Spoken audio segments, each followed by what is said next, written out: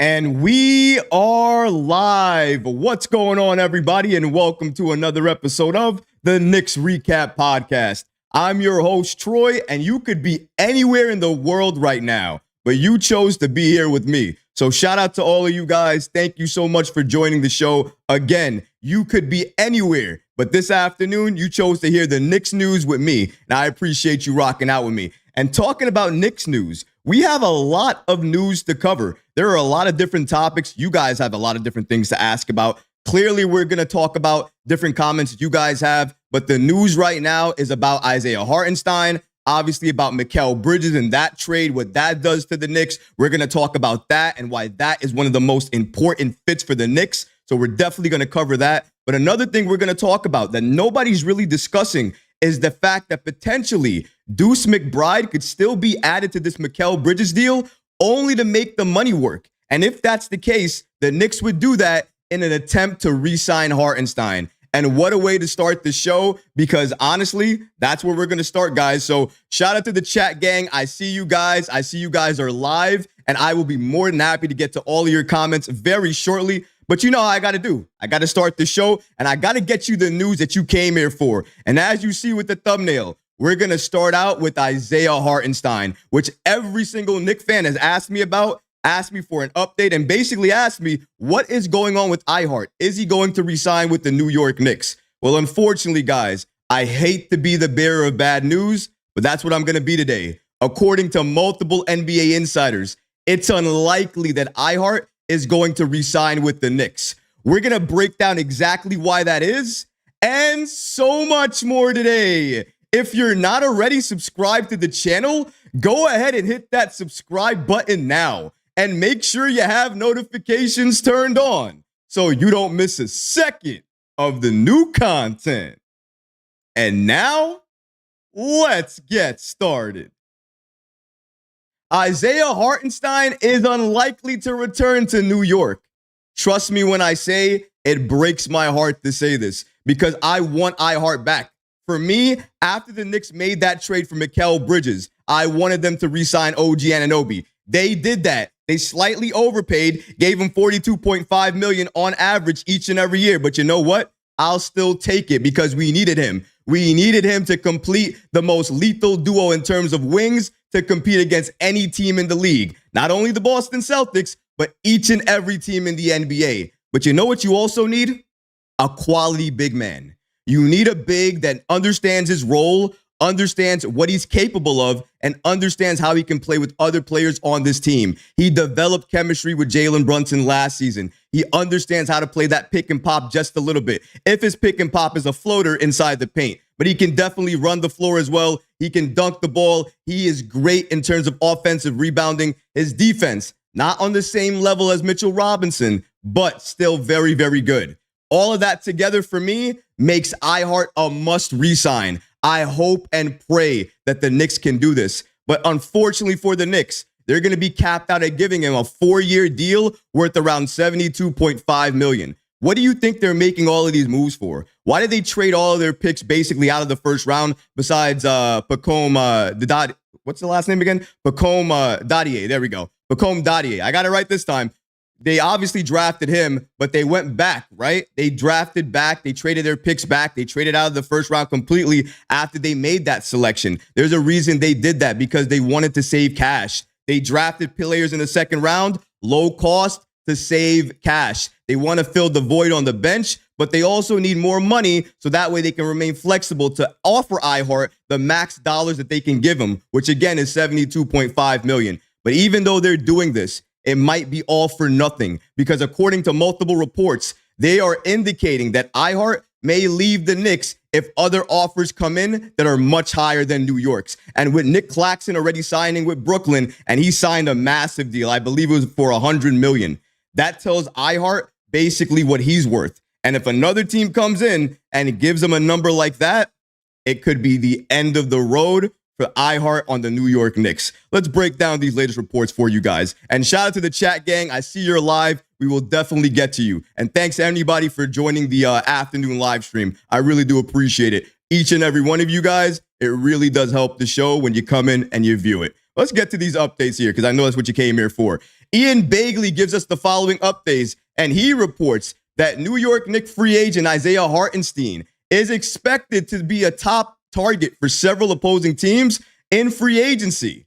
With offers that Hartenstein is expected to command on the open market, it becomes increasingly unlikely that the New York Knicks will be able to retain Hartenstein. Let's go ahead and continue here because Ian Bagley's not done. He gives us more updates. But before we get to Bagley's updates, I want to get to Fred Katz because you know how I always do, guys. I give you one update from one NBA insider, and then I look for more sources, and I try to get you more updates from other NBA insiders. Because for me, if you have multiple sources confirming the same thing, then that basically tells you it might be more true than not true. So here we go here. Fred Katz's report from The Athletic. He gives us the following information. The Knicks have grown more pessimistic this week about retaining Hartenstein. The Nets and Nick Claxton, the other premier center on the open market this summer, just agreed to a 4-year, $100 million contract on Wednesday. Not only is Hartenstein the league's top free agent center now, but he also has a 9-figure contract that he can point to as a comparison.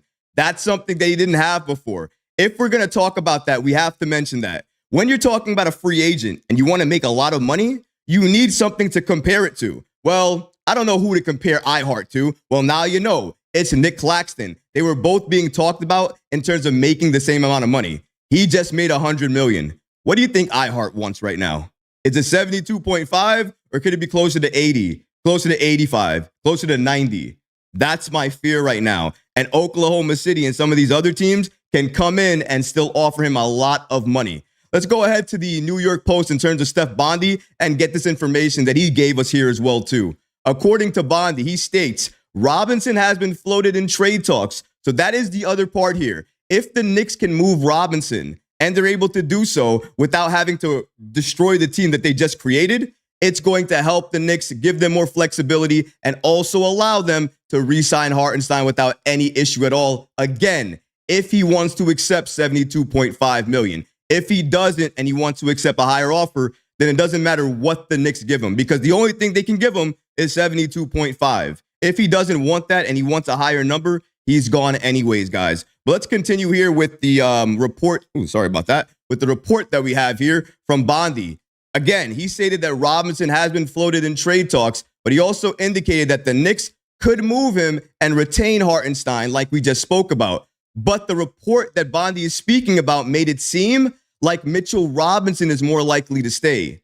That's very crucial because we talked about if IHart remained, then he would be the starting center no matter what, even if we kept Mitchell Robinson. But did we ever talk about the fact that what if IHart left? What would we do at the center position? We obviously didn't really draft anybody who's a big. We're not going to put Jericho Sims at the starting position. And if we still have Mitchell Robinson and IHart is gone, then obviously Mitchell Robinson is going to be your starting center. That's going to be the case. And we're going to have to see how that defense floats with OG Anunoby and Mikal Bridges. Honestly speaking, hearing that it could be a Mikal Bridges, OG Anunoby, and Mitchell Robinson starting unit, I don't know what opposing defenses are going to do against that type of starting unit. Nobody's going to get a bucket off. They're going to destroy you and stop everything. So a part of me is intrigued by that. But if I'm thinking about offense, thinking about what this Knicks team really needs, they do need IHart. IHart for me is preferred over Mitchell Robinson for one specific reason. It's because of his offense. His defense isn't the same as Mitchell Robinson, but because of the level of offense that he gives you inside the paint, his floater game, his pick and roll with Jalen Brunson, the fact that he can do all of these things, it tells you that IHart has a role here. And one other thing that he probably can't get offered anywhere else is a starting position that matters. Think about this. If he signs with the Knicks at $72.5 million over 4 years, yes, he is going to underpay himself. He's not going to get the max money. But his starting role, that's absolutely kept, number one. Number two, if he stays on this team with OG and then Mikal Bridges, Julius Randle, Jalen Brunson, and you add IHart to that, that's a championship level starting five. They're going all the way to the chip if everything goes well and they have no injuries to deal with. And their bench looks even stronger because of the Mikal Bridges deal. And now he goes in the backcourt, Jalen Brunson. Your bench now has Dante DiVincenzo, Deuce McBride, and also Josh Hart. And if Tyler Kolek gets some minutes, which I think he will, you have him on the bench as well, too. And I understand. Don't correct me. I already know, chat. He is 6'3". I understand. I double-checked this time. Hold up. Yep, double three. 6'3". I checked my notes. It's definitely 6'3". But I appreciate the community for shouting me out, calling me out on that, and letting me know that I made an error. I also made edits to the video. I couldn't do that without you guys, so really shout out to you. But getting back to this IHart situation, as I just stated, it's looking increasingly unlikely that the Knicks are going to be able to re-sign him. Even though they're making sure that they have enough money to give him that $72.5 million, it doesn't mean that they're going to go ahead and iHart's going to accept that. He could go to OKC. He could go to Detroit. There's a lot of other options for him. The only thing that's stopping him is regarding the money that he's going to be offered. If it's $80 million and the Knicks are giving him $72.5, I think he'll stay with the Knicks. If it's 85 or 90 or closer to 100, if it gets up to that range, it'll be harder for iHart to stay with the Knicks because you just can't say no to that money. If it's around $90 million and the Knicks are offering him around $72.5, can you really be mad at him if he left?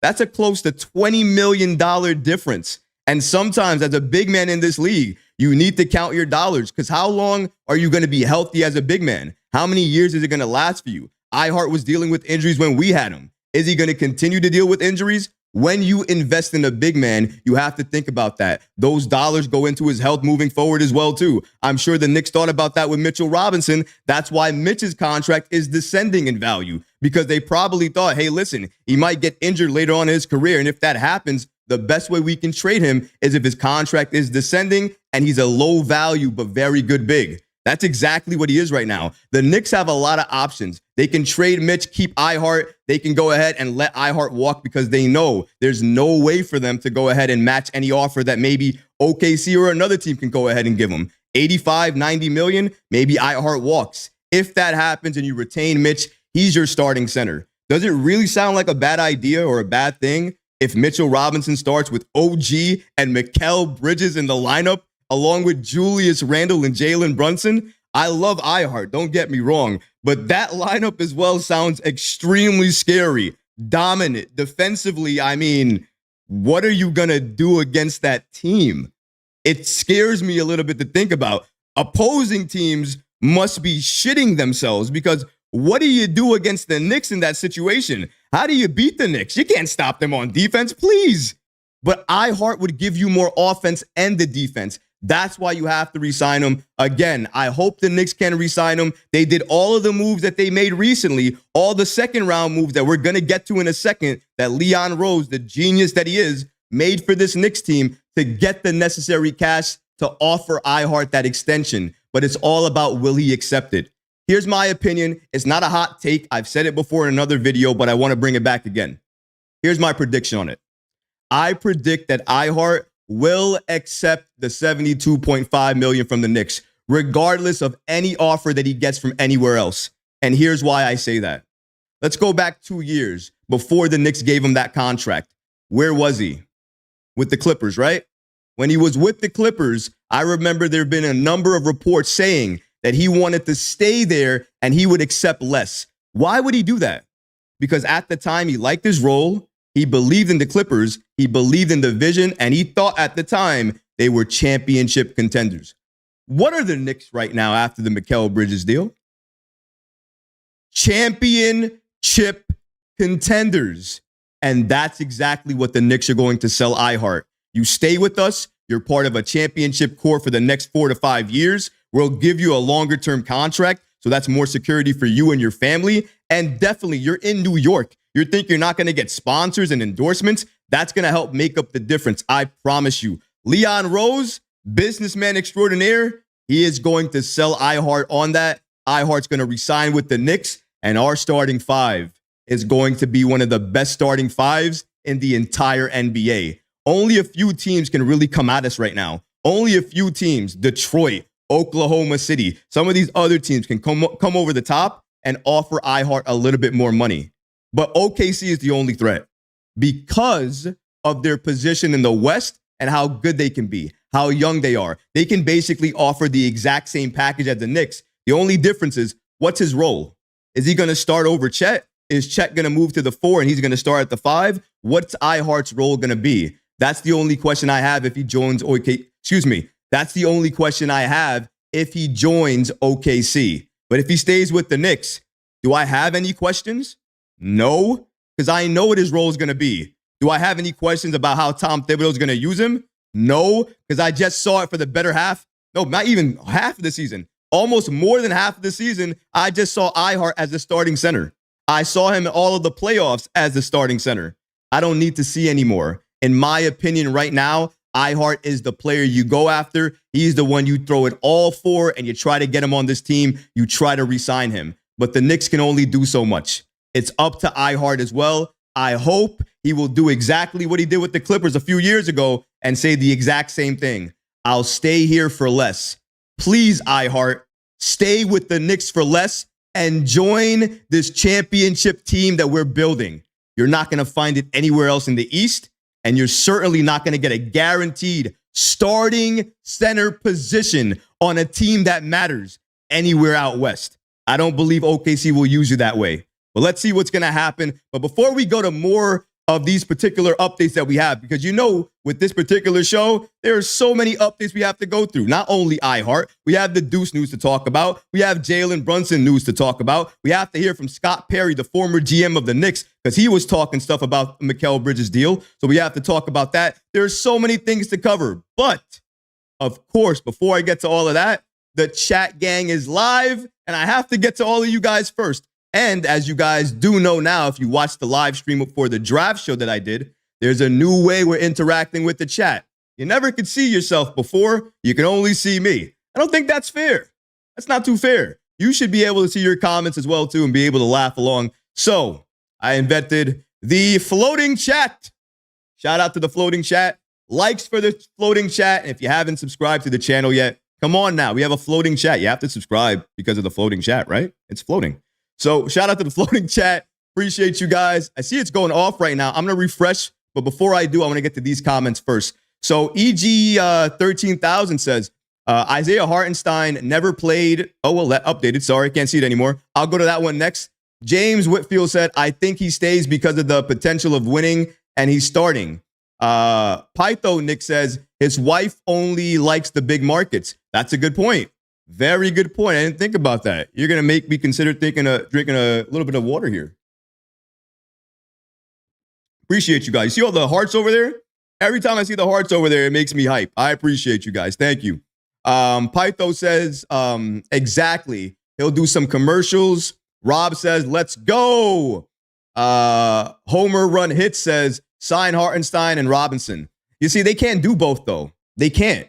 They can't sign both because they don't want to be hard-pressed at the first apron right now. Because if that's the case, they have a little bit of wiggle room. They have no money to really operate in. What they really want to do, as crazy as it sounds, they want to be hard-capped at the second apron and let go of Mitchell Robinson. If that's the case, they have about, I think 11 or 12 million to work with. So yes, they're still hard-capped. Don't get me wrong. It's still a bad situation to be in, but they have more money to operate. So they can utilize that money, and that way they can be able to offer other free agents other type of deals, vet minimums, for instance, right? Kyle Lowry has been a name that's been shouted out for so many times already because of the Villanova 4. We're talking about a Villanova 5 potentially. He could be coming along. Let's get let's get to some more of these comments here. So Felicia Lee says, I hope IHart takes a 1-year deal. Oh, that updated. Well, I'll scroll up for your comment, Felicia. That's not fair. Let me scroll up. Where are you at? Felicia. Sorry. There we go. I hope IHart takes a 1-year deal. Then next season, we will have his full bird rights and we can give him any amount he wants. Yes and no. I don't want to pay him any amount he wants because tell you the truth, if we give him 72.5, I think he's worth that. His value has exploded because he started for the Knicks. The Knicks were injured. The East was hobbled. There's a lot of different factors that go into why IHart is worth so much. Even if he had a good year next year, I don't think his money would be worth the same it is this year. The reason he's worth as much is because look at the other centers around the league. They're getting a lot of money. So he can point to them and say, well, they're getting this. I deserve this. Next year, what if that wasn't the case? than if he only got 78 or 79 or 80 million. He probably would have stayed with the Knicks because the Knicks are giving him a similar deal, basically. So that's what we're going to have to think about. But good comment. I do want to continue going with the chat we have on screen, so I'm going to try to go with that. Felicia Lee says, no Kyle Lowry. Listen, I'm just telling you what it is. I'm not telling you what I want. Just telling you what the rumors and the reports are. I got to acknowledge it. Chef Gregory, shout out to my guy, Chef Gregory, man. He's always been a supporter, always been a subscriber. Appreciate you, my guy. He says, iHeart can accept a 1 year. Then next year we get his full bird rights. Again, Felicia said the same thing. I don't know if the Knicks are going to do that. I don't know if he's going to do that. I would love if he did. Don't get me wrong. It's a great thing if iHeart wants to help the team. We already know how many players want to help this team. Julius Randle did it. I fully believe Jalen Brunson's going to do it. We already see that other players on this team might be doing it. And OG Anunoby, I know he's going to get a lot of hate for this, but listen, OG could have probably got max dollars from any other team in free agency. The fact that he signed for a little bit less than the max actually helps the Knicks. Nobody's going to want to hear that. People are going to kill him for it, but it is what it is. OG Anunoby deserves a lot of praise for it. It is an overpay, $42.5 million, way too much for me. 40 for me was the max I'd give him, but listen, when you make the move for Mikal Bridges, I feel like money's out the window at that point, right? I feel like once you do the Mikal Bridges deal, it's like, okay, whatever OG wants, I'm going to pay him. Not only that, you gave up RJ and Emmanuel Quickly for him, so you have to make sure you retain him. And shout out to Emmanuel Quickly. Did you see my boy IQ? 5-year, $175 million. My goodness, that brother got paid. Shout out to IQ. I know he's not a Knick anymore, but still, shout out to him, man. That's a lot of money for IQ to make from the Toronto Raptors. He bet on himself, and that bet worked, man. Let's keep it going. We're going to go to a few more comments, and then we're going to go back to the next topic that we have here. Let's see here. Gregory Lee says, Nick Claxton got that 100 because no one wants to come to Brooklyn. Shout out to you, brother. Rob says, what other options do we have outside of iHeart? I think you have Goga Bataze. I think he could potentially be available. He's a very good option. I don't know if he would potentially start if you kept Mitch, but let's say if you lost Mitch and you lost iHeart, Goga would be a very good option to get. He would be low cost. He's definitely young. We saw what he was doing for Orlando last year when a lot of their centers went down. Wendell Carter, for instance, missed a lot of games. So because of that, he was starting for them. He had a great impact for the Magic. They were winning games. So I wouldn't mind if Goga was somebody that they targeted. I know Drummond's name has been, mentioned a couple of times here and there. And I know that the Knicks have checked in on Drummond. I know they're showing interest I know the Knicks are showing some type of interest in Andre Drummond. How far it's gotten, if they're looking to trade a lot of assets for him, I'm not sure if it's gotten that far yet, but I know they're interested. That's because they're looking for potential bigs that they may need off the bench because they know at this point it's one or two things. They trade Mitchell Robinson or they lose Isaiah Hartenstein because he doesn't agree to the contract anyways. The worst scenario is they trade Mitchell Robinson in order to keep Isaiah Hartenstein, but iHeart leaves anyways because another team gives him $90 million or so. Then the Knicks have no centers, and then they have to go out and get some. Then the Knicks have to go out and get some players on the vet minimum, and then add them to this roster. So those are things that you're going to have to consider if you're the Knicks and this Knicks organization. Just some things to think about. All I'm saying is there are options if you are the Knicks and you're looking to get backup centers, but that's not what you're looking to do right now. You don't want a backup center starting for you. You want to keep iHeart, or at the very least, you want to retain Mitch and have him start again. Those are the two options I feel like the Knicks should go after and target. They really shouldn't do anything else. Shout out to the almost 904 concurrent viewers that we have viewing the live stream right now. You guys, again, could be anywhere in the world, but you're choosing to be here with Recap, and I appreciate that. I also appreciate some smashes of the like button. So if you haven't done that already, please go ahead and do that. Last comment before we go to the Leon Rose stuff and everything he did on the draft night and all the moves he made. Last comment. I want to go to somebody new here. Let's see. John Gutierrez. I like that name, so we're going to go to you. iHeart loves this team. He ain't going nowhere, and his wife is a professional model.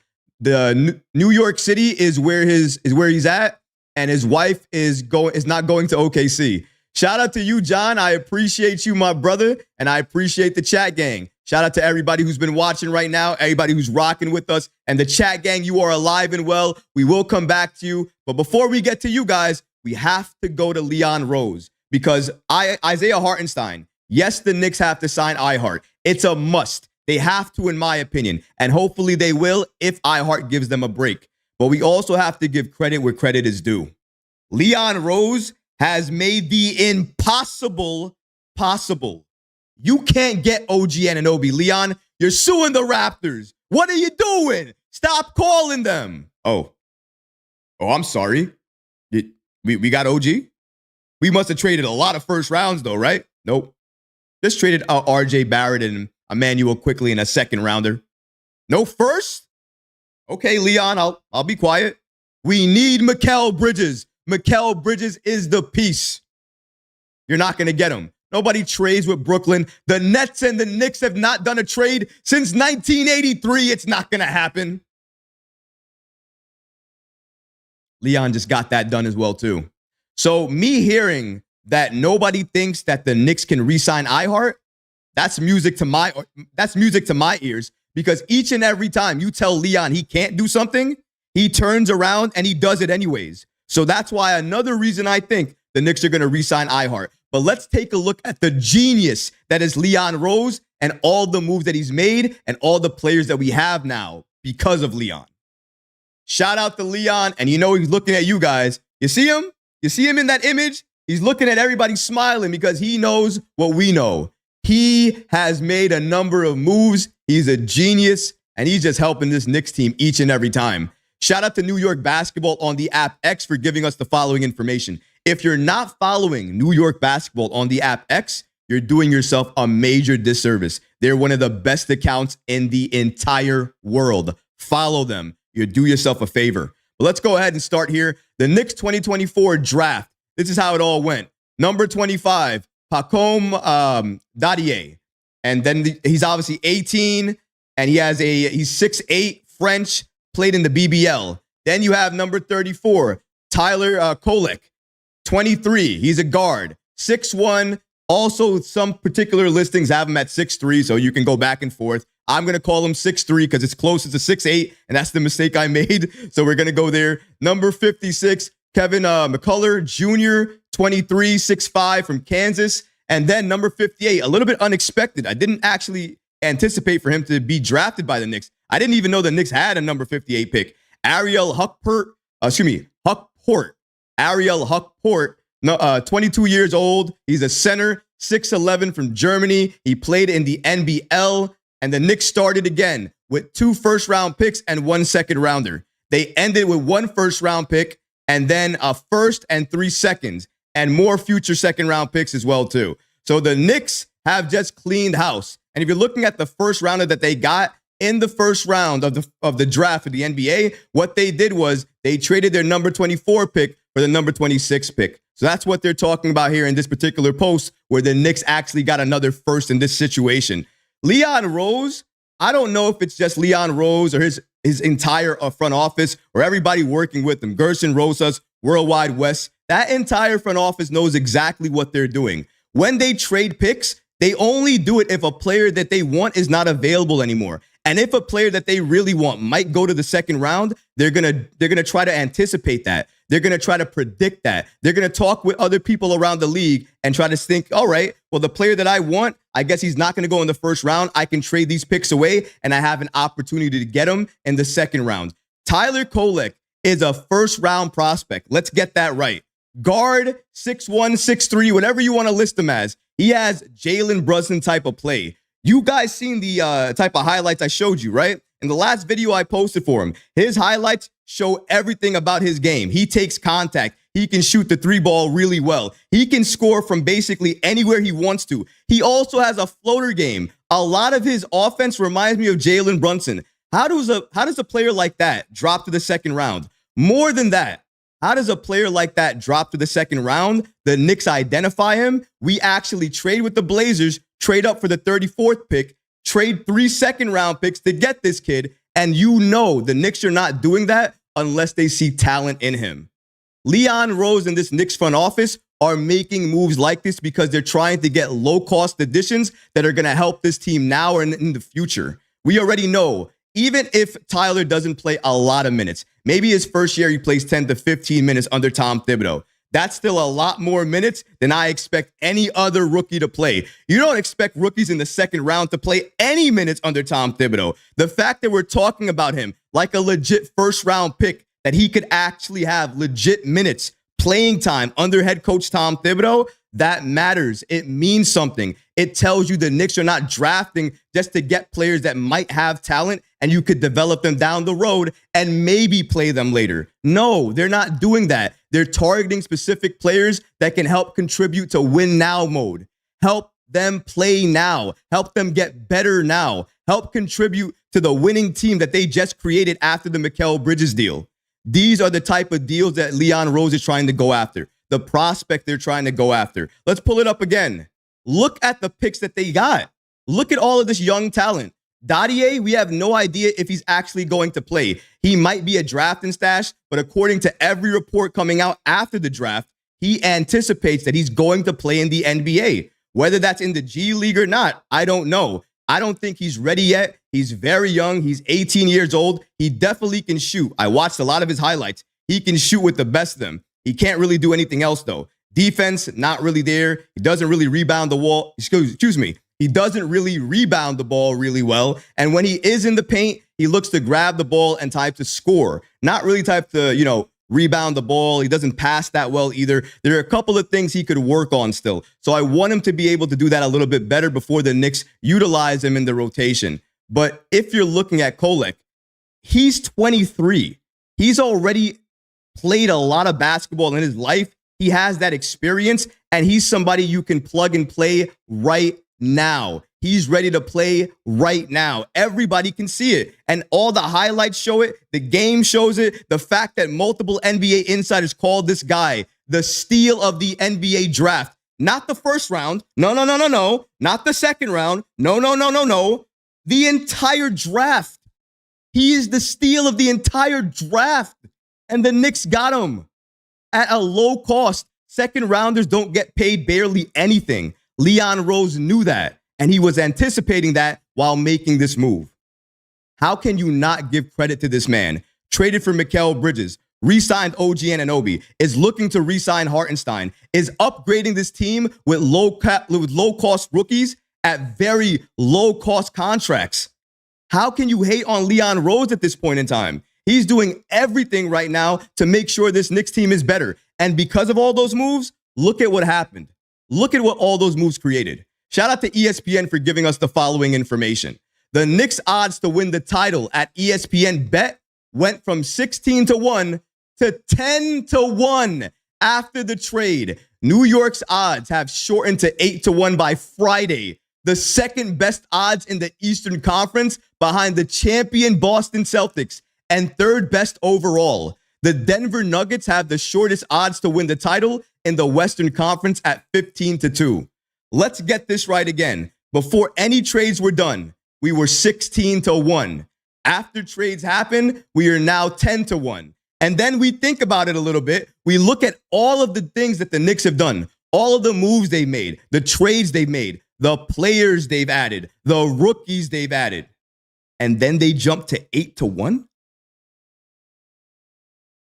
8-1? That's the best odds. The best odds for a Knicks team that I've ever seen in my lifetime. You know why they give them that odds? Because we're a championship team. You want to know why we're a championship team? Because we're being talked about like we can win the championship next season. Why are we in this position? Why are we here? Leon Rose, Tom Thibodeau, Jalen Brunson, just to name a few. I'm not taking away from everybody else. I'm not taking away from Gerson Rosa. I'm not taking away from Worldwide West. I'm not taking away from all of these other amazing people that we have as part of the Knicks front office. I'm not taking away from any one of them. They're special. They're special. We have a special front office. But it starts with Leon. Leon did all of this. Who hired the coach? Leon Rose. Who thought it was a good idea to get Jalen Brunson? Leon Rose. Who thought it was a good idea to have his running mates as Gerson Rosas and Worldwide West? Leon Rose. Who deserves the credit for this Knicks team being where it is right now? At least one of the major people? Leon Rose. You can't hate on this man anymore. He has turned us in from a laughingstock. We were a laughingstock 4 years ago. When they used to mention the Knicks on ESPN, it was only to garner clicks about how much they would hate on us. Remember that? And then slowly, that narrative started to change. It started to go away. And then all you heard about was, man, this Knicks team, they have that grit. They have that hustle. They have that defense. They have that identity. I guess it's not positionless basketball anymore, right? It's not that anymore. We're not playing that anymore, right? David Fizdale? No more positionless. Everybody understands their role. They understand what they need to do, and they understand when they're on that floor, when they're on that court, they're part of the New York Knicks organization. They have to represent, they have to hustle, and they have to do everything in their power to make sure we win games and protect home court, protect the Garden. How many times can we say after last season that the Knicks showed out, and when they were at home, they looked like a better team? A lot of times we said they were a better road team. Last season, I think we can say it was about half and half. They played very good at home. They played very good on the road. And I think that is starting to make sense because the Knicks are starting to convince everybody why we're here, why we're so good, why we're back again. It's because we're making the right moves again. We were patient for 4 years under Leon Rose. I criticized Leon Rose for basically 3 years, saying, what is he patient for? What are you waiting for? What are you doing? I'm sorry. I apologize, Leon Rose. I didn't know that secretly you were building a championship contender. I absolutely apologize. You have my apologies. You have the entire New York Knicks fan base apologies. Anybody who didn't believe in Leon is now on board. Thank you, Leon. Thank you for helping to build a contender. We appreciate that. And that's something that this Knicks team is going to look forward to for the next 4 to 5 years. That's what we've created here. And I'm so happy to say that. But let's go to the chat, see what you guys have to say because you guys have been lighting it up. We're going to get to your comments, so make sure you're leaving them. And then we're going to go to the next topic we're going to have to talk about. That's going to be Deuce McBride and the fact that potentially he could be on the trading block. You're not going to want to miss that one, folks. Let's continue here, getting to the chat gang. 1 second, guys. All right, we have you guys here. Victor says, I don't care if it's Alaska. I wouldn't reject 25 extra million. That's what I'm trying to say.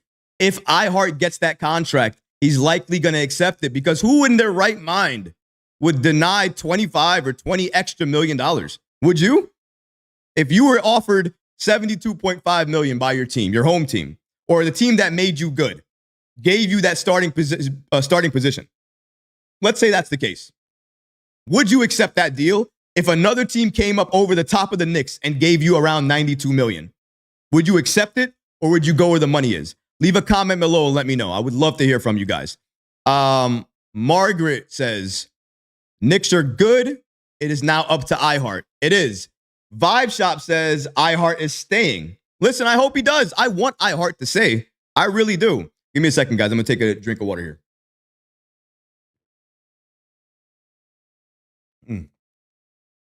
You'll notice, guys, sometimes I'll get mixed up on my words if I'm dehydrated. I need water in my life. But you know how hype I get sometimes. When I get so hype, I just keep talking. I get hype and more hype and more hype because I keep talking about the Knicks. And every time I talk about the Knicks, it's happening right now. I'm getting hype again because this Knicks team gets me hype. It gets me excited thinking about what we could be, what the team looks like next season. You guys know the team we're going to look like next season? Nobody wants to see us next season.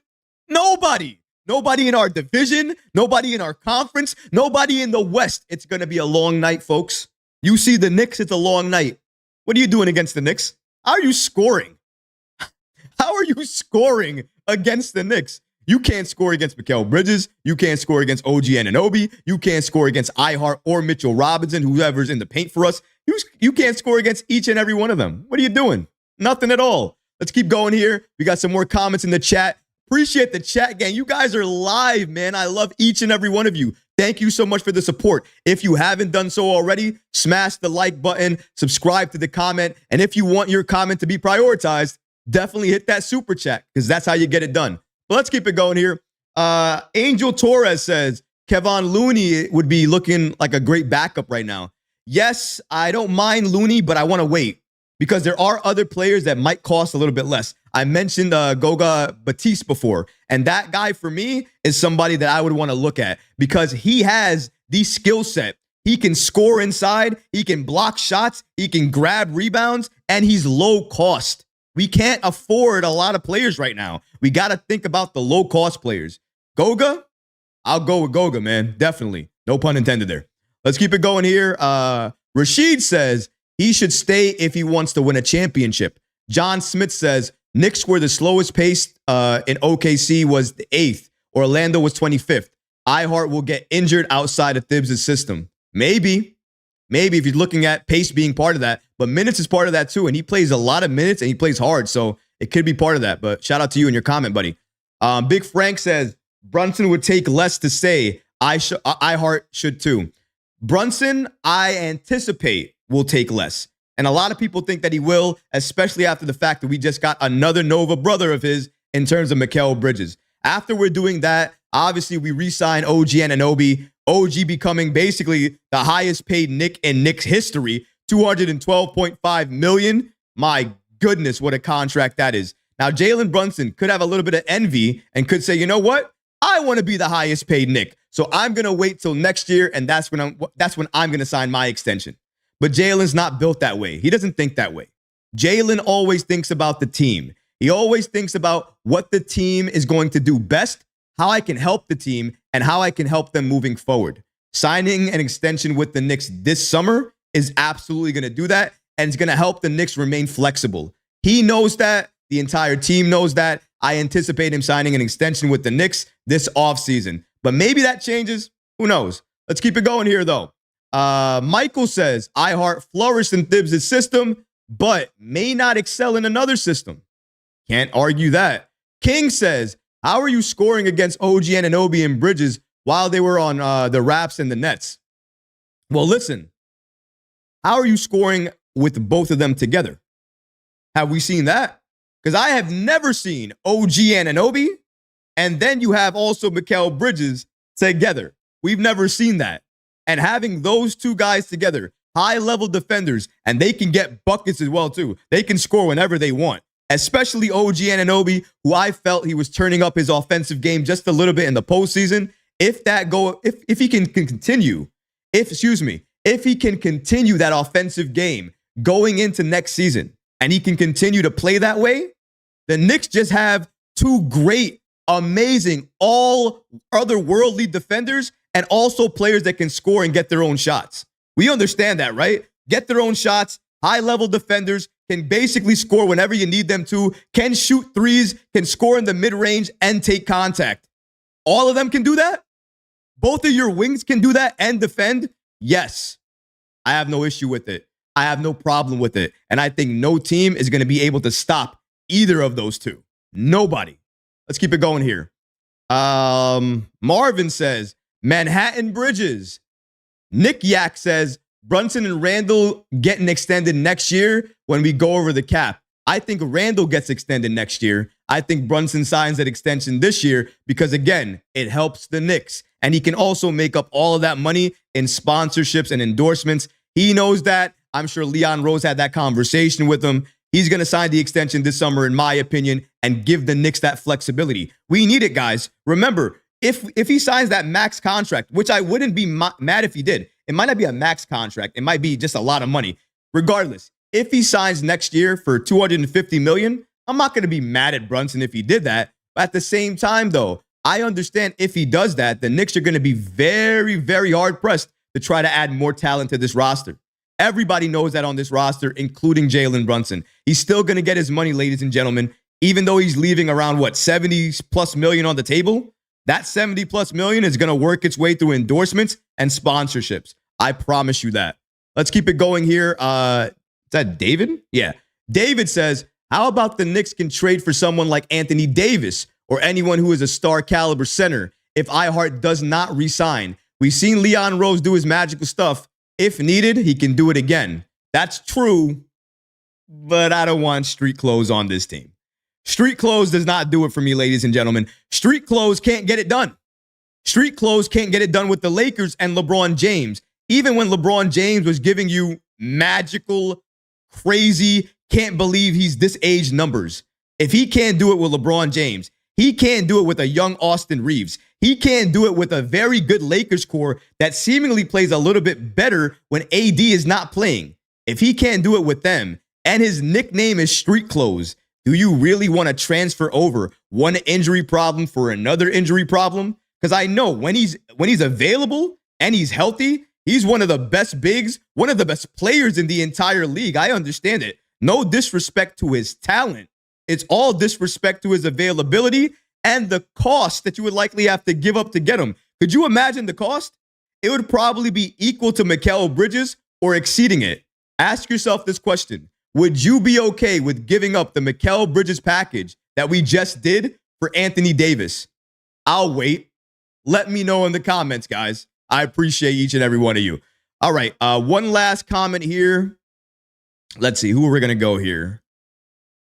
We're going to go to Big Frank. Big Frank's been waiting. So Big Frank's the last comment for right now, and then we're going to go to the next comment. Shout out to everybody hitting that smash of the like button, the hundreds button, the hearts button. I see all of those emojis over here. I see them. I appreciate you guys. Big Frank 2005 says, I don't get all the Knicks trading Randall talk. Neither do I, Frank.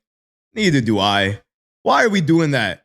You act like everybody thinks that we're going to trade Julius Randle. Right. You think that the reason we traded Mikal Bridges for all of those picks is to go around now, later on, and trade Julius Randle for what? For what? What are we trading Randle for? There's nobody available to trade Randle for. Nobody exists that I would feel comfortable trading Randle for. Unless it's Giannis. Is Giannis available? Last I checked, he wasn't. Is Joker available? Last I checked, he wasn't. So if that's not the case, I'm not trading Randle. The Knicks made all of these moves to keep their core together. Keep Julius Randle, Jalen Brunson, and OG Anunoby together, and then add. Let me say that again for everybody in the back. Add Mikal Bridges to that. That's exactly what they did. Why did they move all the money and try to go ahead and draft in the second round where they can save money? Exactly what they did.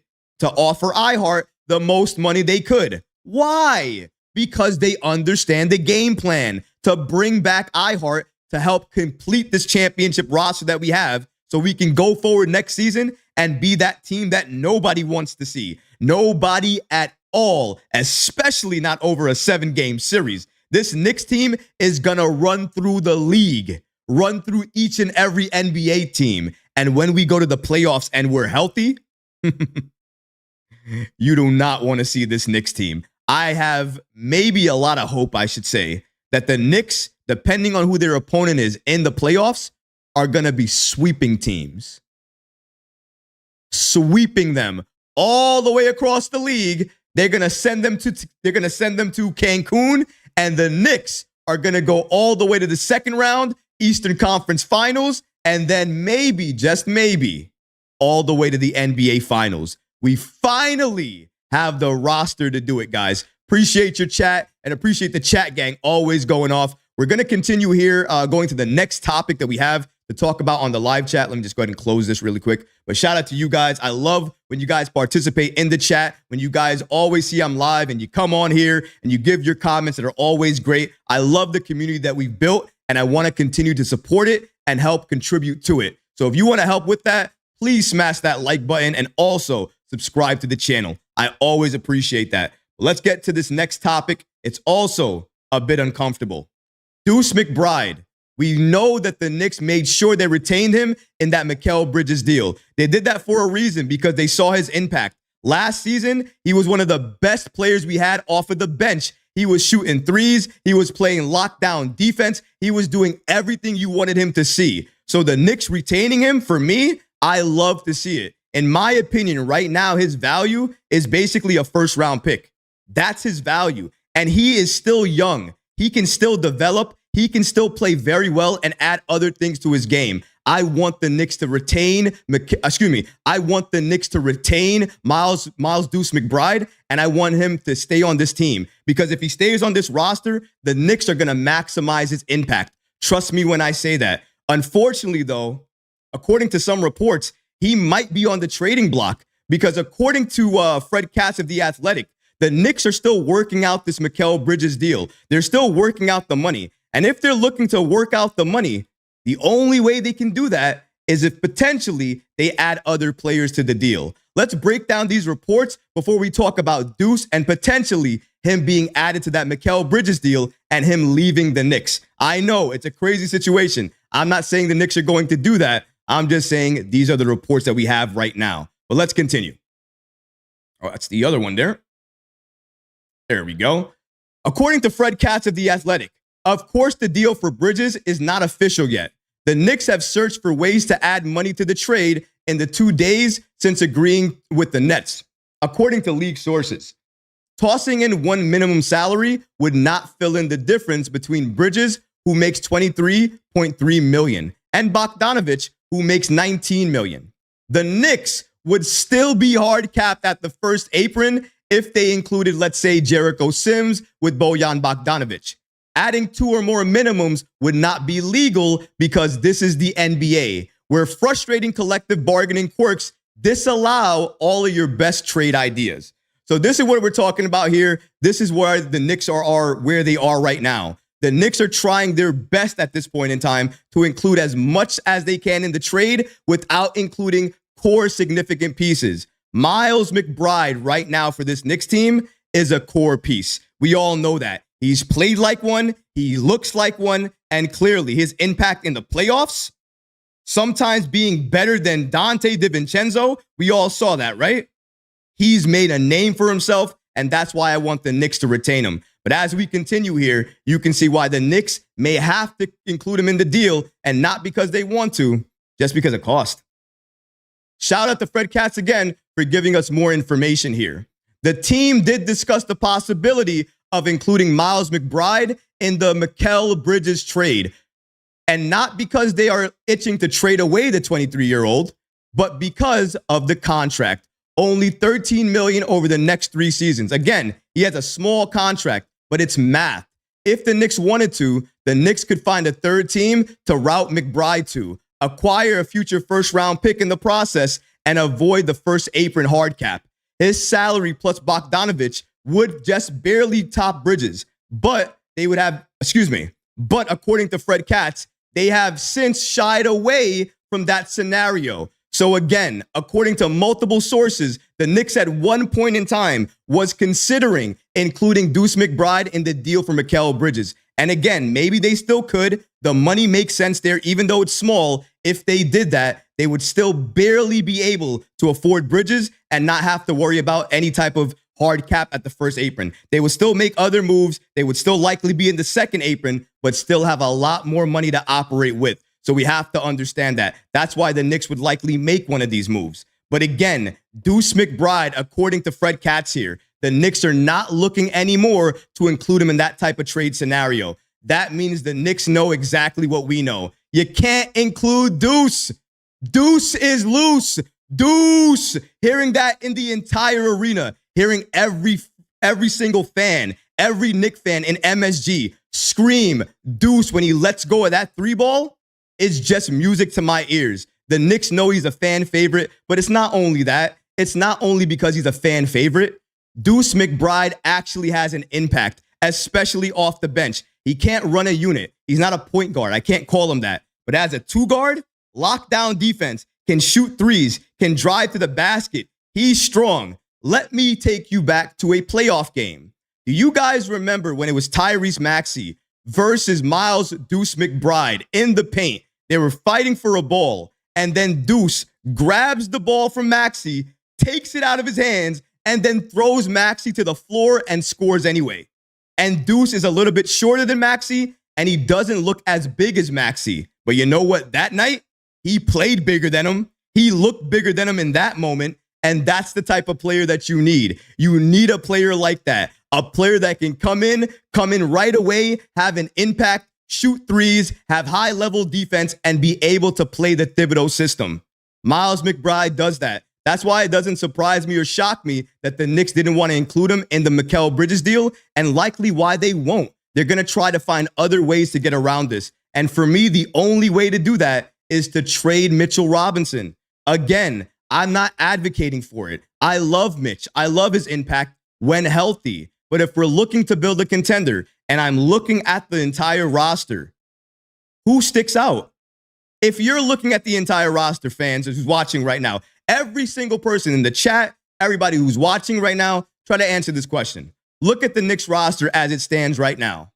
Who sticks out as the player that potentially you could trade away or give away in some particular situations if you still get back some decent first-round picks or a couple of first and maybe some seconds if you're just looking to unload Mitchell Robinson and not get a player back? Either way, what I'm trying to say is think about it.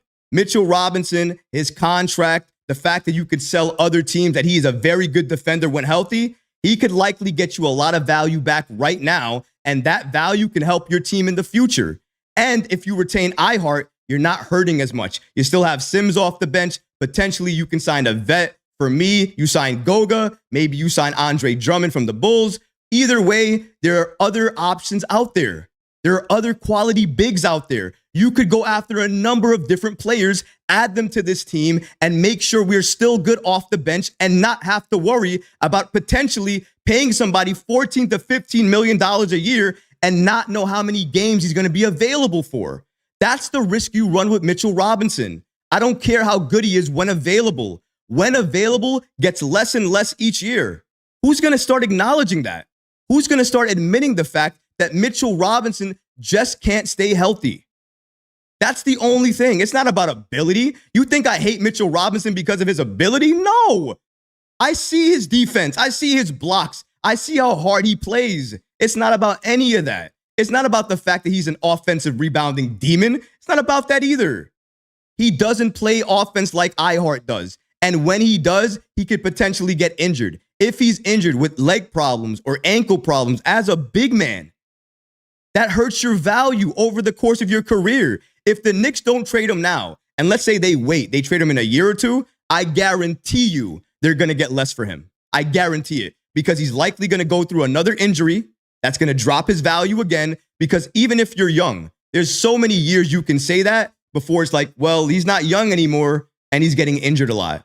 Mitchell Robinson is creeping up on that age right now. The Knicks need to trade him, need to either get assets back or get a significant piece back that they can use moving forward. That's the only thing they should be worried about and focused on right now. Other than that, they shouldn't be thinking about trading Deuce McBride. They shouldn't be thinking about any other type of players. They should also be thinking about re-signing IHart. That's another major part there. But the way you do that is getting rid of Mitchell Robinson. That's the easiest way. I think the Knicks know that, and they're trying to do that. But also, it's up to IHart to take a little bit less. Again, IHart has to say, I'm okay with 4 years, $72.5 million. If he says that, the Knicks are going to run back a squad that nobody's touching.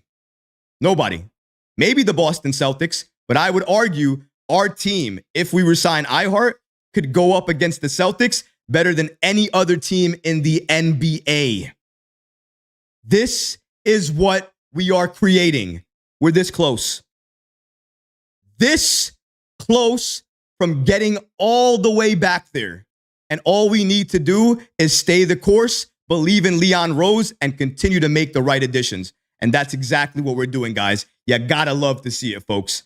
We're going to get to the Mikal Bridges deal. I think that's the next topic we're going to get to. But before we get to that, a couple of things I want to talk about is before we had a topic, or a couple of fans actually asked me about Jalen Brunson. They asked me about Jalen, how he's doing, how he's looking in terms of recovery. Because remember, he did get surgery on that left hand, his shooting hand. That's concerning. Jalen Brunson, your star point guard, getting some type of surgery, even if it's minor surgery on your shooting hand, that could affect your game, affect how you shoot. It might take you longer to recover. So that was something that everybody wanted information on and updates on. Now, I could talk about it for days, but you know what? Better than me talking about it, I think it's better if you guys see it. So let's pull up this video here and have you guys take a listen. I'm actually going to get my headphones for this one, so that way I can listen too. I'm going to I'm going to play the sound once and I'm going to mute it. It's on loop. So this is Jalen Brunson actually shooting again. So as you see here, shooting that shot. Looks like it's going well. I'm going to mute it now. Let it keep going. So as you can see, why it's not? There we go. It's going to loop now.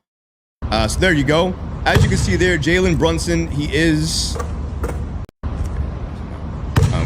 pause that sound. There we go. Jalen Brunson, as you can see there, he's legitimately working on that shot, continuing to do it right now. I didn't expect him to be out of this recovery right now. According to the reports, he was supposed to be reevaluated, I think, in 6 to 8 months. But I guess the timeline for Jalen Brunson doesn't really matter right now, because for Jalen Brunson, he's in the gym already. He's shooting already. He already is at the free throw line getting up shots. Now, does that mean a lot? It doesn't really mean a lot to me, because he's not running and shooting yet. He's not doing his floaters yet. He's not doing everything that Jalen Brunson's going to do. However, Jalen Brunson actually shooting shots well before his estimated date that he has to go back to see doctors is very encouraging. That tells me that he's ready, he's focused, he's locked in, he's ready for next season, and he wants to make sure he has an impact. The only way to do that is to go through your offseason routine. Now, some players, they can't if they're injured. But Jalen Brunson, he said, listen, my wrist, my arm, it feels better. My left hand feels better than it's ever done before. Maybe he's lying to himself. Who knows? Either way, he's still getting up shots. He's still doing exactly what you want him to do. And honestly, what else do you expect from your leader in Jalen Brunson? If Jalen Brunson's told, come back and see us in 2 months, but he feels good after 1 month, he's the type of guy, in my opinion, that would start doing everything he could after that month to do everything in his power to come back and make sure he is that point guard that we need him to be, that superstar that we need him to be. So Jalen Brunson, he looks very, very good. Happy to see him back on the court. Happy to see him getting up shots again. And if anybody had any questions about Jalen, where he was in terms of his recovery, how he was doing, it looks like he's doing very well. He's getting up shots, and it looks like that hand is recovering great. So shout out to Jalen Brunson. I'm glad he's doing well. If you are glad that Jalen Brunson's doing well, smash that like button. Make sure you subscribe to the channel. And of course, smash that little heart button right there as well, too, so I can see it pop up on my screen. It's always great to see that. I appreciate you guys. That's Jalen right there. I want to go over to another video that we have, actually. And this is showing Deuce McBride. Deuce McBride actually recently had surgery on his toe, his left pinky toe, if you guys didn't know. So he had surgery on that pinky, and because of that, he actually had a couple of commitments that he had to go to, a couple of basketball camps. Now, other players, if they were injured and just had surgery on basically your big toe, or excuse me, your pinky toe, you wouldn't do any of those things. But Deuce built a little bit differently. Shout out to Deuce. Let's take a look at what he was doing here with the kids over here. Just playing that really quickly. Get the Deuce one going up here. There we go. Volume really quick. That's Deuce McBride right there. He's riding a little don't know what happened there. Okay, all right. That's really weird. All right.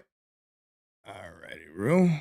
Put that right there. That's a weird little thing that Deuce was doing there. Sorry, folks, a little technical difficulty there with Deuce McBride. But as you can see there, Deuce McBride was basically riding a scooter. As you can basically see, he was injured. Again, toe surgery. The man, I guess I can play it again. If I could stop it. Oh, jeez. Put it right over here really quickly. All right, something's going on over here. Let me fix this really quickly. All right, guys, give me 1 second. I'm going to put the chat up on the screen while I fix this little issue that I have going on over here. I don't know why this is going on in my section here.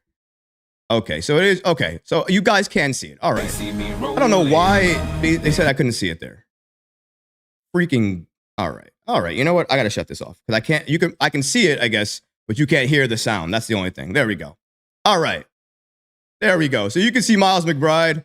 He's riding a scooter with his leg on a actual scooter, propping it up. So basically, he can still go to the basketball camp with all the kids. So he's going to this camp, seeing all the kids, still doing his actual things that he was committed to do, but he's injured, just had surgery on that pinky toe, but it doesn't matter to him. All that matters to him is the kids and making sure he goes there for them. You got to appreciate Deuce McBride for that, man. Love him for that. Love that we have a player like Deuce that's willing to do things like this, because let's face it, not a lot of players, not many players would actually go ahead and go out and do commitments like this after you get surgery. It's so easy to get somebody to replace you and say, well, listen, I can't go there anymore. But Deuce is not built that way, man. You got to love it. Sorry for those technical difficulties that I had earlier there, where you could basically see some video but not really hear some audio and things like that. Every single time I go live, YouTube wants to mess with me. Don't know why, but either way, I appreciate you guys sticking with me. I want to go to the chat gang really quick, and then I want to go back to another video. And this video is going to be from Scott Perry, and it's going to set us up perfectly for the next topic that I want to talk about. But before we get to Scott, we have to get to the chat gang, because you guys have been lighting it up, and I love to see it. So let's go ahead and get to you guys. Appreciate you guys. And again, like I said before, I tried to stop that little issue I had with Deuce McBride. But again, Deuce rolling around on a scooter, showing his commitment, even though he just had surgery, that is something special, guys. Who else would do that, man? That's very, very special. He did it for the kids. Love Deuce McBride. I'm happy he's part of this Knicks team. Going to more of your comments. Even Best says, don't trade Deuce. I don't want to trade him. Eric says, the Knicks put OG on the map. When we needed him, where was he? He should have taken less so we could have completely filled out the rest of the roster. Listen, I understand where you're coming from, Eric. Like I said, I think they did overpay for him. I think they threw a lot of money at him. They were not thinking about what they were doing. They gave up way too much. And because they did that, unfortunately, they have to now deal with the consequences for that. They gave up $42.5 million each and every year. However, I did say to start the show, if you're trading for Mikal Bridges, you have to make the moves necessary to keep this roster intact, because that's the roster you're trying to trade for to create. That type of mega super duo in terms of Mikal Bridges, OG Anunoby, and that defensive wing duo, because they're destroying teams in the league. That's why you do it. Is it an overpay? Yes. $42.5 million, slight overpay. But you do it because now you have Mikal Bridges. But very good comment. Shout out to the chat gang. Let's keep it going here. JM says, salute to you, Troy. Appreciate the live stream. Appreciate you guys, man. I try to do a live stream once a week, at least once a week, on Fridays at 1 p.m. But as you guys see, if there are urgent things going on, like the Mikal Bridges situation, or there are other things going on, and like maybe the draft or other type of situations, I try to go live during those type of moments as well. That way I can capture those moments. I can give you guys my raw reaction so you guys can see it, because I know you guys want to see that. You guys appreciate it. And of course, a lot of times I've got DMs for you guys on social media. I've seen it in the comments. You guys have asked me to go live, respond to your comments directly. So I wanted to make sure I gave back to you guys. So I appreciate that. Thank you so much. And thank you for joining me on this live this afternoon. You could be anywhere in the world right now, but you're choosing to spend your afternoon with me. And truly, from the bottom of my heart, I really appreciate that. Let's keep it going here. Bronx History says, don't trade Deuce. Let IHart go. And Mitch, start better D anyways. We can find offense somewhere else. Let IHart go. Listen, man, IHart was one of the main reasons we got that second seed and we were hobbled. His offensive rebounding, the way he was scoring inside the paint, his offensive touch, the floater game, the pick and roll with Jalen Brunson, that could go on and on and on. His positioning, that's something that doesn't get talked about enough. Positioning. Whose positioning is better? Is it Mitch or is it IHart? Because for me, it's IHart. Every single way. You want to know why he's better positioned? Because he knows how to pass. And when you know how to pass, you're going to position yourself better in the paint to allow yourself to pass better. Mitch doesn't pass the ball. That's why his positioning is always off. He positions himself in a way to grab a rebound. What does that do sometimes, though? It blocks off everybody else. IHart can get the rebound and then execute a pass. So he can get you the rebound, execute a pass, and still get another rebound if that player misses and dunk the ball. He gives you all of that. He gives you more options. And because Jalen Brunson runs pick and roll with him and nobody really throws lobs to Mitchell Robinson, what are we doing? Why would we keep Mitch then?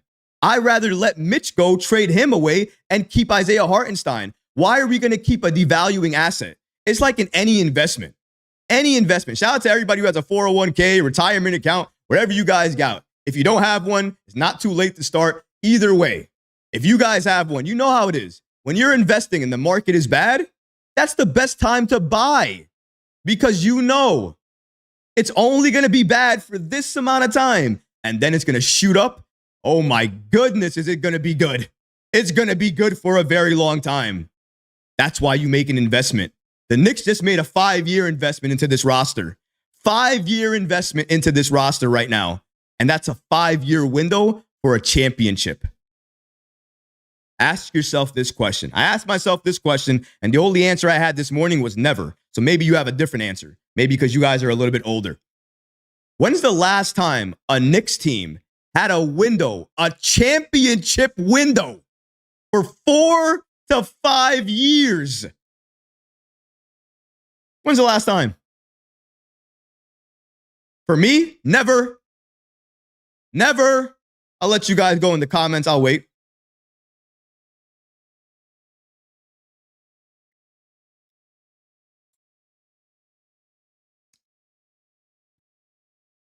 Excuse me, guys. Appreciate you. We got Dimitri says, Turner cooked IHart worse than Embiid. Listen, any single person was going to cook that Knicks team in terms of the way they defend. We were missing bodies. When IHart has to go all the way up to the three-point line to defend those three-point shots, who's guarding the paint? Who's inside? That's why we couldn't rebound that well. We had nobody else to rebound. You had Julius Randle in the paint. We're rebounding better. You had OG Anunoby there. We're rebounding better. You had Mikal Bridges there. We're rebounding better.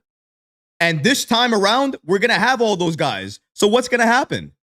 I don't care about all that. And rebounding is not a one-person game, by the way. Stopping somebody is not a one-person game. Basketball is a team game. When you try to stop somebody, there's a lot of reasons you communicate and you try to double-team people. You try to double-team other players. Communicating on defense. Make sure you're switching because switching leads to advantages or perceived advantages. If you switch and you have the defense think, oh, I have the smaller defender on me and he's looking to shoot, another player on the Knicks can switch back and have a good, proper double team. That's why you do it as well, too. The Knicks need players like that. Mikal Bridges, OG Anunoby. Best thing about them, they can switch. They can switch whenever you want them to. This is what we're talking about here. I think some people really don't understand IHart's value. If you're just looking at his averages, you're never going to understand value. You will never understand his value if you're looking at the averages only. You have to look at impact while available. Look at that number. Tell me what that number is. Guarantee you it's high. Guarantee you it's high. Just saying, but whatever. Let's keep it going. Dylan Goldstein says, he's Joel Embiid. No one can guard Joel Embiid, brother. Right, I'm saying, right? Nobody can guard Joel Embiid. You can't stop those type of players. You can't stop a Joker-like player. You can limit them. You can limit them, sure. You can make it uncomfortable, sure. You can do those things. But sometimes you can't stop those. If they're on, they're on. Joel Embiid, when fully healthy, who's stopping that man? You can make it hard for him, but you're not going to completely stop him. Jalen Brunson, when he's on, who's stopping him? You could make it hard for him, but you're not stopping Jalen Brunson. What are you talking about? Miguel P says, IHart was playing above his contract. You can clearly see this was his ceiling. Mitch is better defensively and can improve his overall offense and free throw shooting. So he still has upside. All right. This is my last comment. And then I'm going to go away from the chat for a second. We're going to go to Scott Perry and see what he has to say about Mikal Bridges and the Knicks making this trade. But Mitchell Robinson, man. Mitchell Robinson. This theory that Mitchell Robinson is going to show us some offensive bag. Where? In practice? Where have you seen it? One dribble drive move in the entire season? He does not have a bag. He doesn't. A bag means you have moves that you can go to and utilize when you're trapped and you can likely make the bucket. What move does he have? Name the move that he has. What move? He has no bag. He has no moves. His only offensive move is put back dunk. His free throws are atrocious. They've been atrocious. They stay atrocious. The line drive is always a line drive. It's not improved. What do you need to see before you believe what I believe, that his offense is not going to get better? And he's injury prone. Injury prone and doesn't have an offensive bag. And we want to keep him, but let go of the guy that got us to the 2nd seed, has an offensive game inside the paint, maybe not a big one, but better than Mitchell Robinson, and can still play high-level defense, can still get you the rebounds that Mitchell Robinson can give you. Maybe not at the same exact level, but very close. What are we talking about? You want to keep Mitchell Robinson and wait for his offense to magically come together? When has it ever come together? I've seen him work on his offense with his trainer each and every single season. Last year, I remember him running the track in gym, shooting those shots. He's back again, shooting those threes. He's going to be ready, locked, and loaded again. Didn't see 1 3 in the entire season. You want to know why? He plays for Tom Thibodeau. You think Thibs is going to let him shoot a 3? Oh, goodness. Yeah. Anyways, shout out to you. Shout out to the chat gang. Shout out to your comment. Again, not picking on you, just saying, you're not the only one who makes that comment. There's a lot of people who make that comment that Mitch has an offensive game. We can groom him, make him better. Maybe. I don't think so at this stage in his career. And at this point, he's too injury prone for me to want to start that. Because if I have him do a dribble drive type of move, or maybe he does his back to the basket and then he turns and tries to shoot a basket or try to go up for a dunk, he might hurt himself now because he has no experience doing those moves. So those are things we have to think about. But for me, Mitchell Robinson, he's the guy I would trade. I would keep Isaiah Hartenstein. But if I know I'm going to lose IHart, then obviously I would retain Mitchell Robinson, because I don't want to just lose Mitchell Robinson if I'm going to lose IHart too. I'd rather retain one of them. And if I can't retain the player that I want in IHart, then okay, I'm fine with keeping Mitchell Robinson and making him start again. Because like I said to start the show, OG, Mikal, and Mitch sounds like a nightmare defensively.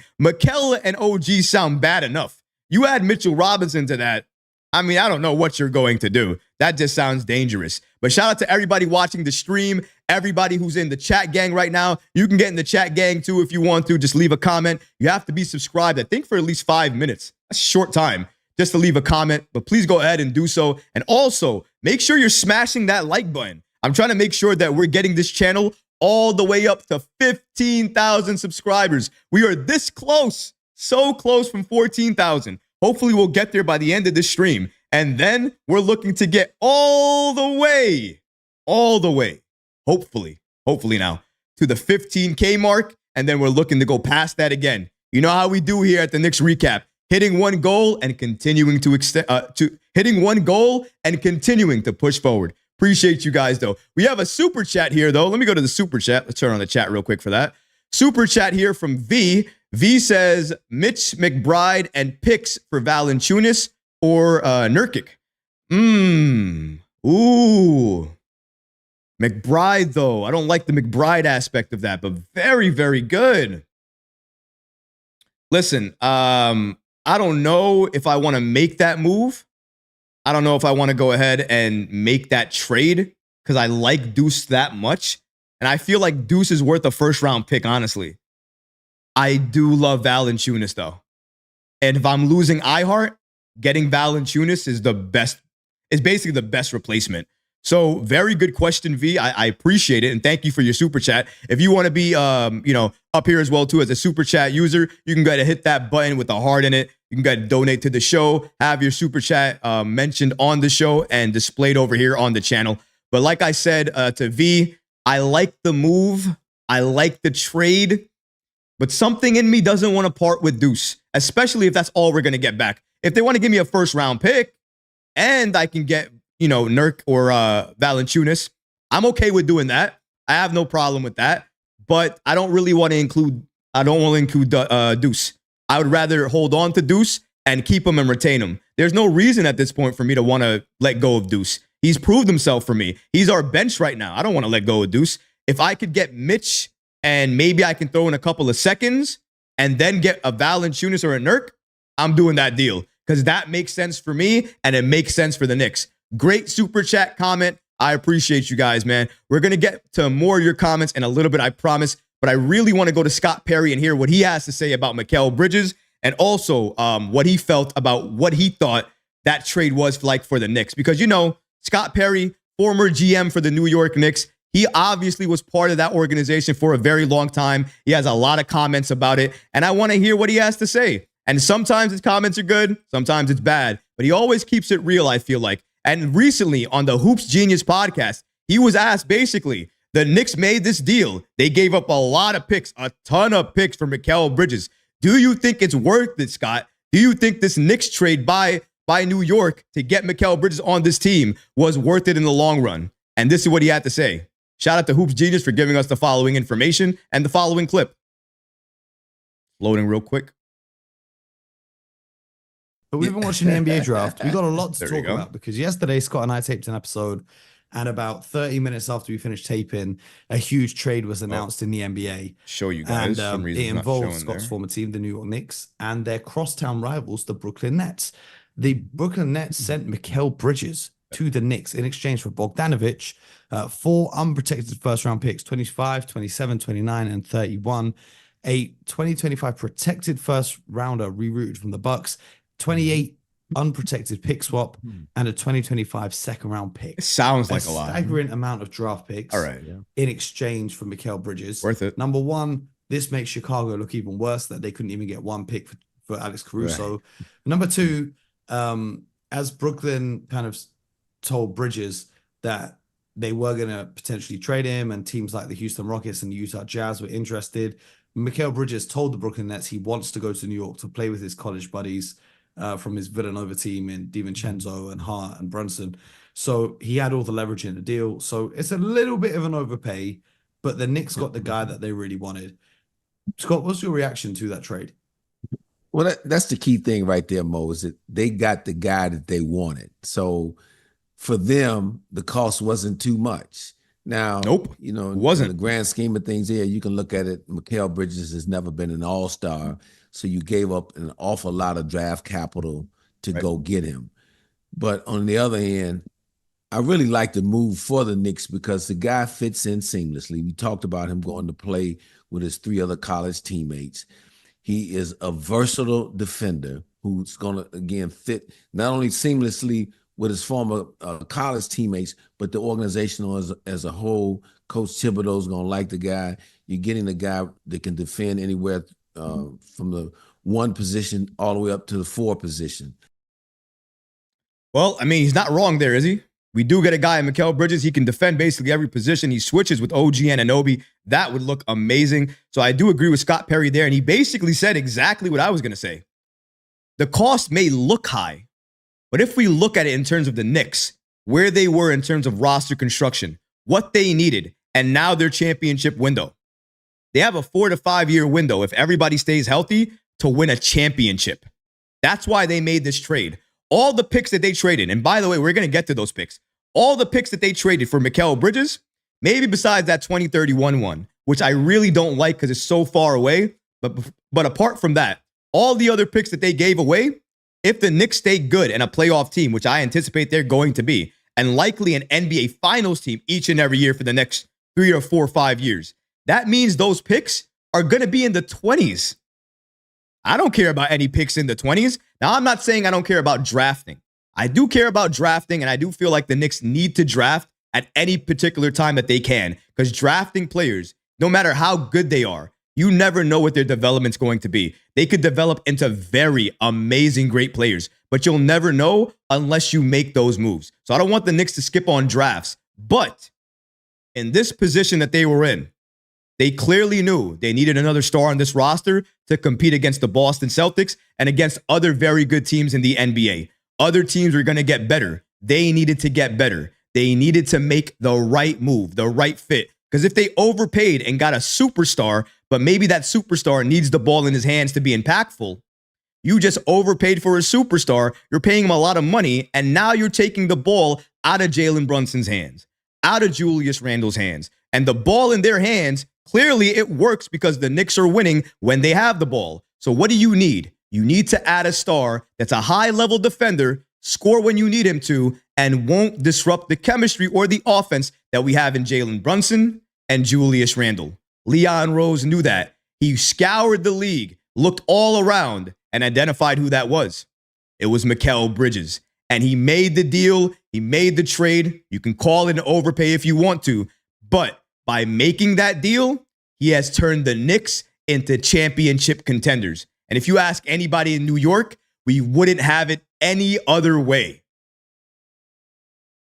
Shout out to everybody else on the chat here. But again, a lot of people have been asking me, why has Mikal Bridges was the perfect fit for the Knicks, and why Mikal Bridges is the perfect type of player for this Knicks team? And I'm happy to answer that question. Mikal Bridges is the perfect fit for this Knicks team for a number of reasons. Number one, fit-wise with Jalen Brunson, Dante DiVincenzo, Josh Hart, all of those guys from Villanova. The chemistry is already there. Three-point shooter, check. That means when Julius Randle's playing down low and he attracts 2 or 3 defenders down low, that means in the wing or the perimeter, he's going to be open. If he's open, he's shooting that ball wide open, hitting that basket, doing that little point shot that he always does, and then he's running back on defense and playing a high-level version of it. And under head coach Tom Thibodeau, he's going to be an even better defender. And this Knicks team, having the ability to switch with OG Anunoby and Mikal Bridges. So that means you can take Mikal, put him at the wing, and switch OG at the backcourt with Jalen Brunson. If you wanted to. You don't have to, but you have the option to do so. You never had the ability to do that before, but now you have it. And instantly, because the Knicks made this trade, their bench is better now. Dante DiVincenzo on your bench. Deuce McBride on your bench. Josh Hart on your bench. The rookie, Tyler Kolek, likely on your bench. The other rookie, Pack Home, likely on your bench. Those guys are likely going to see time because we need to fill the void. Ian Bagley reported a few weeks ago, the Knicks are not drafting because they just want to draft, develop players in the G League, and then never have them see any NBA time. The reason they're drafting players this year is because they want them to help contribute to a winning culture. And the players that the Knicks drafted, they can help do that right away. And if they're incorporated the right way, they're going to grow with this team and become the Knicks of the future. That's what Leon Rose wants. That's what this Knicks team wants. That's what everybody in New York wants. That's what I want too. And the Knicks are taking the steps to build that legitimately. And they're doing it by adding quality players like Mikal Bridges, doing it by drafting quality players like Tyler Kolek. And these are the type of moves you need to make as a competent front office. Leon Rose, he has turned this Knicks team not only from laughingstock to contender, but every single NBA insider in the entire league is looking at the Knicks and looking at them as one of the powerhouse teams in the entire NBA, led by Leon Rose. A couple of years ago when he joined, everybody questioned whether a former agent could get it done. Nobody's saying anything about that anymore. If anything, he might have made it some type, in anything, I should say. He might have made it a way for former agents when they're done with their career in terms of being an agent for other players, maybe to go on and be the president of basketball operations from a different franchise. Maybe that's the opportunity and the option they have now because of what Leon Rose is doing here.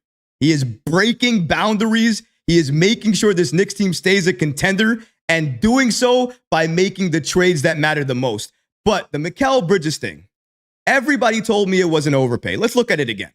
We have to look at the Mikal Bridges deal because, again, when we look at it on the face of it, it looks like an overpay. This was the trade that was announced, and I want to go ahead and break it down. The Knicks got back a second-round pick in 2026 from the Brooklyn Nets. That's not really talked about a lot, but I want to mention it. And they obviously got back Mikal Bridges, the star of this entire trade. And then the Brooklyn Nets, they got Bojan Bogdanovic. They got 4 first-round picks unprotected from the Knicks, a 2025 first-round pick from the Knicks via Milwaukee, top 5 protected, a 2028 first-round pick swap, and a 2025 second-round pick.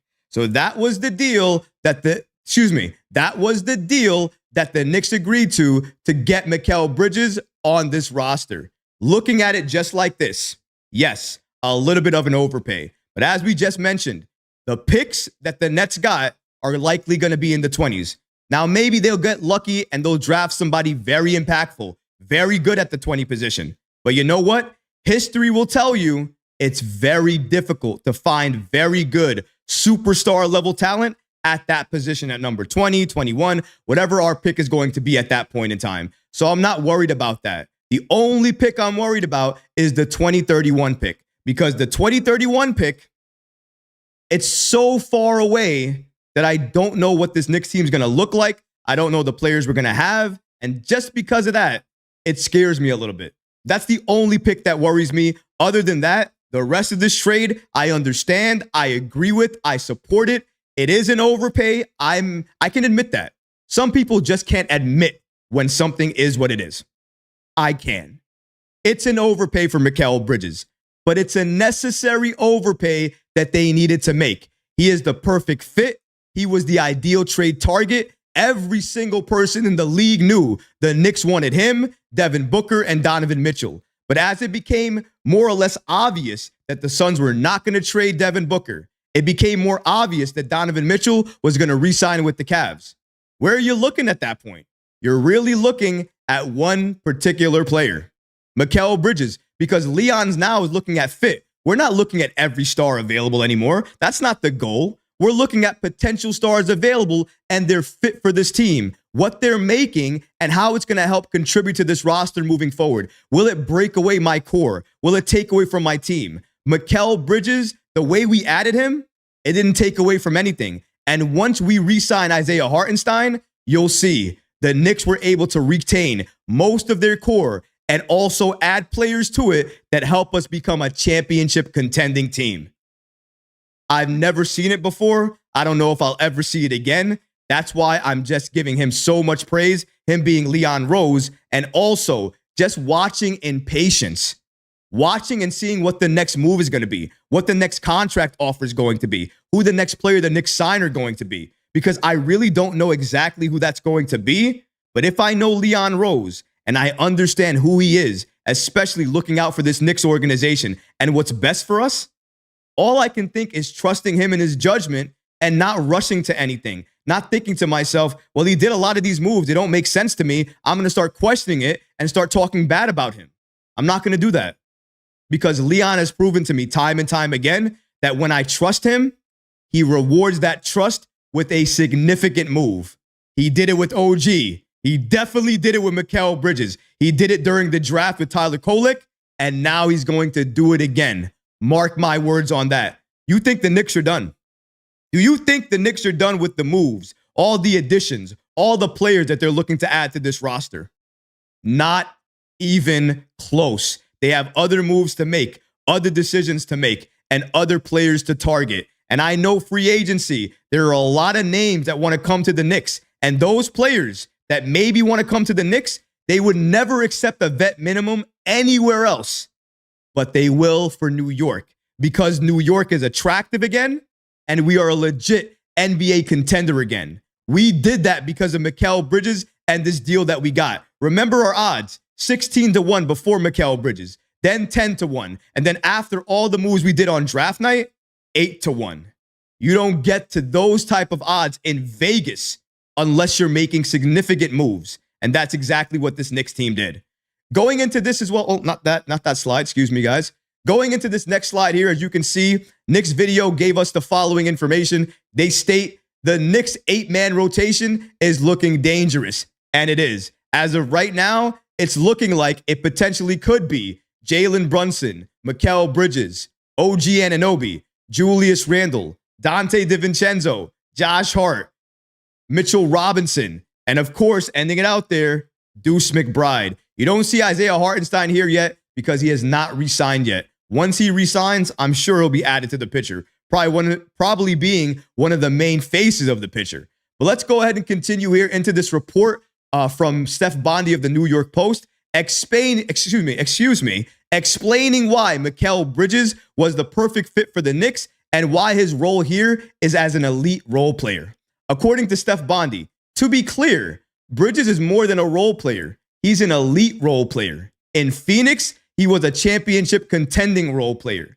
He can create for himself enough to have his number called on. And in the half-court set, Bridges can probably get his own shot as well, too. But Bridges isn't going to get priority over Brunson as well. And that's why they made this deal. The Knicks made this deal because they added another scorer next to Brunson that doesn't take away from Brunson. If Brunson is trapped and he sees Bridges open in the corner, he can pass to him and Bridges will hit that open shot. But if he's not and he gets one player and he only has one defender on him, he is going to cook his own defender, go into the paint, get contact, and score buckets and likely go to the free throw line. That's what Jalen Brunson likes to do. He likes to read the game, read the defender in front of him, and make a decision. So it's important. Another thing we have to mention here from Steph Bondy. So as the Knicks push their chips into the middle, the big gamble is that Brunson will at least match and hopefully exceed last season's greatness. The Knicks are the toast, if anything, about the last 1.5 years was a fluke. So Steph Bondy is basically stating here that the Knicks have pushed all their chips on the table because they believe that Mikal Bridges is that player that you trade for. Now, whether or not that's the case is going to be time proving that to us. But clearly, you can see the impact. You can see the skill set. You can see what he means to this Knicks team. Steph Bondy already stated that Jalen Brunson and everybody around him is basically believing now that Jalen's the superstar and all the other players around him are helping the superstar. That's exactly what we just heard from Steph Bondy of the New York Post, a great NBA insider. That's going to influence the moves they make. That's going to influence the players that they add. That's going to influence all the things they do as a president of basketball operations if you're Leon Rose. So that's why the Knicks are going to have to make key decisions this offseason moving forward, because they can't make all of the other decisions they might have made before this Mikal Bridges deal went down. But they obviously know that because Leon Rose is heading this ship the right way. He didn't only trade for Mikal Bridges. He traded for a championship future. And that's exactly what we got under Leon Rose. If we continue here as well, too, Mike Breen said the following about Mikal Bridges and the Knicks trading for him. Perfect fit. Perfect fit. That's Mike Breen saying he's a perfect fit. Basically saying the same thing I was saying, that he's a perfect fit for this Knicks team. Let's continue here. Crazy you have to give up 5 first, but they've been waiting to get the right guy to help. Be contending. He's exactly what they need. Great defensive player, can score, high character, available, and he's young as well too. They can go against anybody in the league, and Mike Bree ends it out by saying they can be a real problem for years.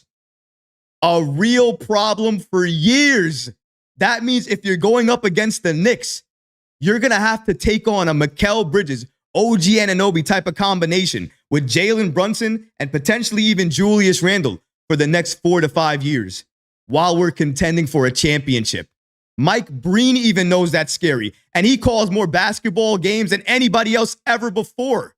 So we have to give him credit, and we have to take his words seriously because he knows what he's talking about. I'm not going to say he's being biased because he's a Knicks fan. Everybody knows he calls the Knicks. He works for MSG. He's a huge Knicks fan. He's always been that way for his entire life, but he's also very good at his job, and he's very good at giving an honest opinion. And I think that's what he did right there. And honestly, it's music to my ears to hear that. Could you imagine getting a guy like Mikal Bridges, even though they gave up a lot of picks, but they retained their core in the process, and they have Julius, Jalen, and OG to add to Mikal? Nobody expected it. Nobody thought that Leon Rose could get it done. Nobody thought it was even possible for the Nets and the Knicks to ever do some type of trade business again. And the last time we did was 1983, folks. We can wipe that all away now. Last time we did a trade, 2024. It all resets again. Who knows? Maybe the Nets and the Knicks will become great trade partners now. Times are changing. The team to be in New York is the Knicks.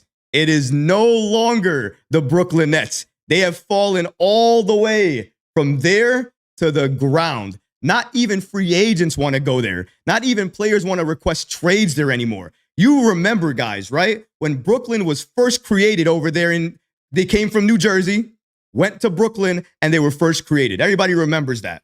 When that happened for the first time, I remember saying, that's not going to work. And everybody told me, well, you know what? They might turn out to be one of the next teams in New York. They could be the team in New York. I laughed at that. And now, fast forward to today, Nobody wants to go there. They are in a situation that nobody wants to be in. Yes, they got a very good trade package. They got a lot of picks back, and maybe they can build for their future now, but they're starting to build for their future now in 2024. How long have they been over there? How long have they been part of Barclay? Think about that for a second, because if we think about it like that in that regard, it is one of the worst things you can think about for the Knicks. Because not for the Knicks. One of the best things for the Knicks, one of the worst things for the Nets. They did all of the moves. They created so many big threes after big threes after big threes, traded so many different players, got other players to where they wanted to be. And now when it's all said and done, after making all of those moves, where are they? They're a bottom tier team looking to rebuild as fast as possible and hopefully looking to contend maybe in 6-7 years if things go their way. And if they don't, it's longer than that. That's where Brooklyn is. And the opposite side of that, the Knicks are ascending, going all the way up there. We got to the 2nd seed as a hobbled, injured Knicks team, fully healthy, with a bench that we're going to utilize. We're going to get all the way back to the playoffs. We're going to beat anybody in the first round, get to the semifinals, take care of business there, and likely go up against the Boston Celtics in the Eastern Conference Finals. And with the roster we have right now, as long as we're fully healthy, we're going to beat Boston. We're going to head to the NBA Finals. And that's all you need. A ticket to the dance. One ticket just to get to the NBA Finals. And then who knows what happens there. If Brunson goes off, if Mikal goes off, if Randall goes off, and everything goes our way, we are looking at a team that's going to win a chip and not only bring the championship to New York, but bring the parade to New York. Bring a parade that stops traffic for maybe 4 to 5 days, because that's how long we would be celebrating for if the Knicks broke the drought and brought a chip to New York. Everybody knows it. I'm sure you guys know it too. I feel it. This is our time. This is our year. We are here. We're going to win a championship. It's likely going to be within the next 4 to 5 years. But if I could have it my way, folks, I want the Knicks to win a championship this next season. We have all the talent in the world to get it done as well, too. I hope we can, but I want to go to the chat, gang. I want to see what you guys have to say. You guys have been going off this entire live stream. I appreciate you. And for the next few minutes, I want to say, let's say the next 20 or 25 minutes or so, we're going to go into the engagement part of this live stream where I pull up the chat and I talk to you guys. I see your comments and I go back and forth with you guys. And also, this is a great time to get your super chats in because they will be prioritized. And of course, you'll see them on screen. But let's get to your comments, guys. Appreciate you guys always rolling with me. We have about, I think, around 905 concurrent viewers right now watching this stream. So shout out to all you guys. I appreciate that. You guys, again, could be anywhere, but you're here with me. Thank you, and shout out to all of you. And shout out to everybody in the chat as well, too. You guys are going nuts and going off. I really appreciate that. Leaving so many different comments. Let's keep it going here. And I'm probably going to scroll up on my side if we're not getting enough comments on the live side here. So that way I can also talk about a couple of different other comments that I saw that bypassed me, but my eye caught some of them. And honestly, some of them didn't look too good. So I might scroll up. Beware of the scroll up. If I scroll up, it could be a disaster. Let's keep it going here. APAP says, let's go for more than one. All right, man, let's keep it going. I would love to have 1K. We actually did hit 1K viewers during this stream, I think at around maybe the hour mark or hour and a half mark. So we definitely hit it. Hopefully we can get it back up there. But shout out to you. I appreciate your comment. JM says he's laughing at Eric. I can't see what Eric says, but we'll have to see. James Lee. No, James. No, James. Oh, no, James. James, if for anybody who doesn't know, James is our resident Nets fan troll. He is a subscriber to the channel. And during my live streams, especially during these moments, he does come in and he talks about the Nets at volume, ad nauseum, talking about why they might be the better team. James.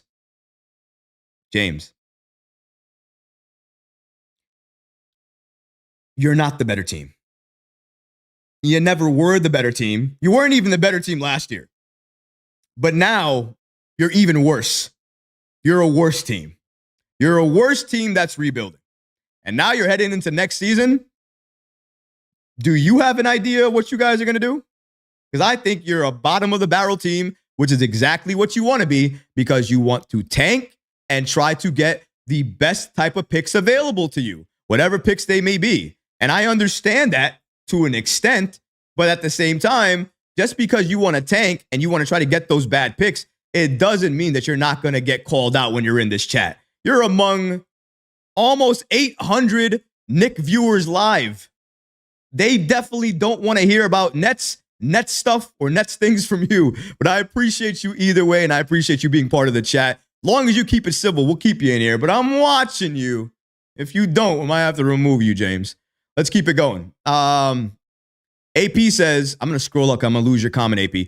AP says, as I said earlier, you have nothing to worry about. The 2031 pick, because Leon would just start to cycle over again the way to, what does that say?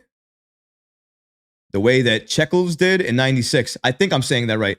Chicos did in 96. Oh, I'm saying that name right. I can't see it exactly, but I know what you're talking about. AP is exactly right, though. I think the New York Knicks, in terms of that 2031 pick, here's my issue with the 2031 pick. It's so far in advance, I can't see it, guys. I don't know where it is. I don't know the roster we're going to have at that point in time. I'm not saying Leon Rose set us up for failure. I don't think that's the case. But if I can't see where we're going to pick then, I don't know the roster we're going to have then, it's going to scare me. Now, do I think that Leon Rose, when push comes to shove at that year, that he's going to get us another first-round pick or some type of pick in that year that allows us to draft a young talent? I believe so, because I trust in Leon Rose and I trust in what he wants to do for this Knicks team. He always has our best interest at heart. You've seen it each and every year, so I feel like that's going to be the case. But shout out to you. Appreciate your comment. Let's keep it going here. E. Harlem, that's my guy. E. Harlem. Let's see what you got to say, my brother. You say, IHart has defined a role with the New York Knicks, and he is well established. He wants a home, and we can give that to him. He was a part of this success and the Knicks turnaround. He needs to stay to reap the reward. Absolutely, E. Harlem. I appreciate you, my brother. Thank you for your comment. I agree. I think the Knicks need to absolutely retain IHart, not only because we can give him the starting position, but also we can give him the longer contract. It is over 4 years, but it is a little bit less, obviously. $72.5 million. It really doesn't do that. $72.5 million. When you offer that to IHart and he might get a $90 million deal, it starts to seem a little bit unlikely that he might re-sign with the Knicks. That's the only concern for me. OKC is the threat there as well, too.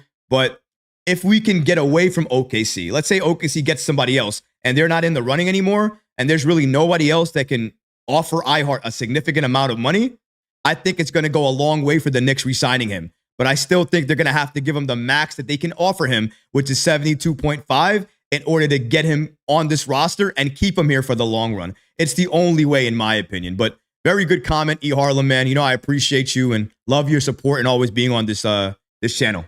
Let's see here. James says, all I'm going to say is y'all can fanboy your team at home while I'm going to take a 15-minute jog to Barclays and go get good seats for $20. At least James is making some humor of it.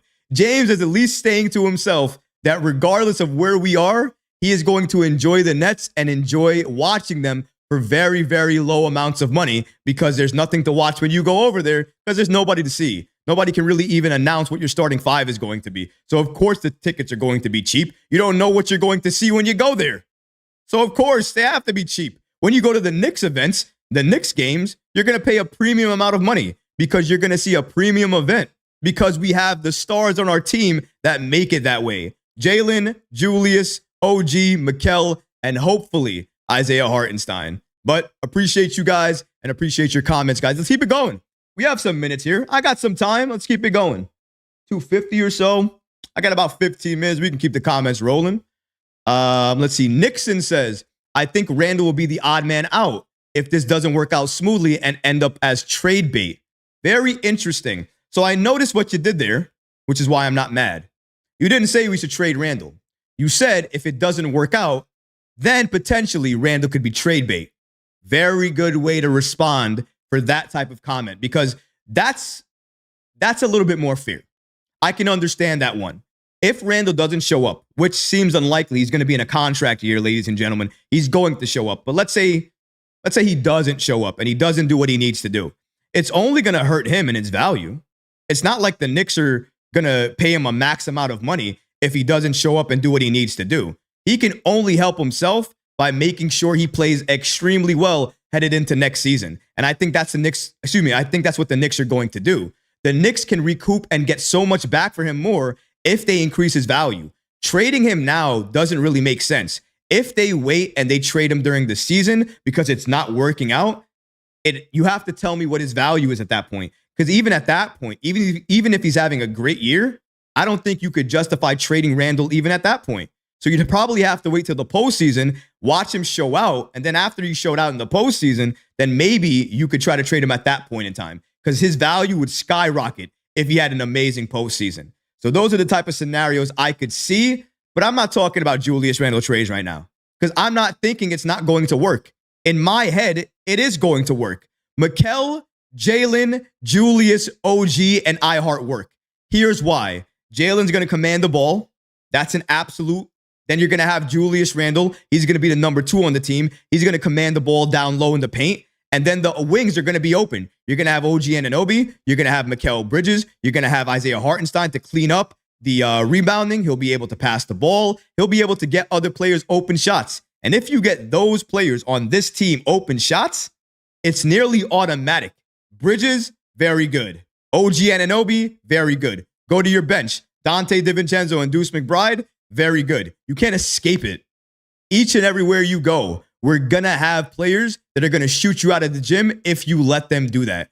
Julius Randle pulls 2 or 3 defenders when he's going down low and being aggressive. We all understand that. And that leaves everybody else open. That's why Randle is such a significant piece for this team, and he needs to remain on this team for many years if he has a very good impact and if the contract makes sense. If the contract doesn't make sense, if he's being more of a detriment to this team, then at that point in time, you look at offers and you can see what you can get for him. Or maybe he's doing well, but over the course of maybe, I don't know, the next year or two, you anticipate he's going to decline in his game, then maybe you trade him while his value is the highest it could possibly be, so you get the most assets back for him, and then you move forward that way. If the Knicks do either or, I'm okay with it. But at least those are the options for Randle, and if the Knicks are potentially looking to re-sign him or trade him. But the trade is likely not going to happen at the very least until the trade deadline. But good comment here. Let's keep it going. Let's see. Cassius Clay says, we should definitely add Zion and Cat. Okay, Cassius. If anybody doesn't know, Cassius is one of my, I don't know, friends might be a loose term after now, Cassius. But Cassius is a quote-unquote friend of mine from the app X. We talk a lot, actually. I actually respect his basketball opinion. I think he knows a lot about the game. So I don't criticize him a lot. But he just left a comment where he said, we should definitely add Zion and Cat. Now, the reason he said that is to get me mad. He wants to see me go berserk on this live stream because he knows that we all know that Zion Williamson and Cat, they're 2 guys you never want to touch on this team. Zion Williamson, for how good he is, the assets you'd have to give up to get him, and then the no guarantee of health, no thanks, gone, bye Cassius, and then with Cat, the 50+ million he's owed. The contract just gets bigger and bigger and bigger. It's like a balloon payment that you make, and at the end of it, you think to yourself, oh my God, why did I do this to myself? Why would you do that? Why would you try to get Cat on this team? Destruction doesn't fit anything. Where would he be? Up in the corner? Doing what? Don't want soft kitty cat on this team. Julius Randle is a better fit for this team. And in my opinion, under Tom Thibodeau, Randle's a better player under Thibs than Cat would be. That's just my opinion on the matter. But thanks. No thanks. No Zion. No Cat. We already made the moves we need to make. All we need to do now is fill out the roster. Make the good free agent additions. Make the good draft pick additions. Make those good additions. That's all we need. Nothing more, nothing less. Mikal was the player. Now you just got to build with it. Let's keep it going here. We have, I see you, Cashes. I appreciate you. We have AP. AP says, my grandfather used to cut out Kareem because, wait, hold on. Let me see that again. AP says, my grandfather used to cut Kareem's hair back when I was a kid.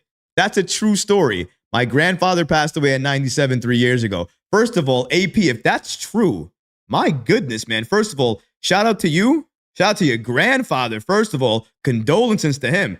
But to cut the hair of a goat, I can't even imagine what that man's life would have been, or excuse me, what that man's life was like. So shout out to him. Condolences to you. And obviously, definitely wish he was still with us.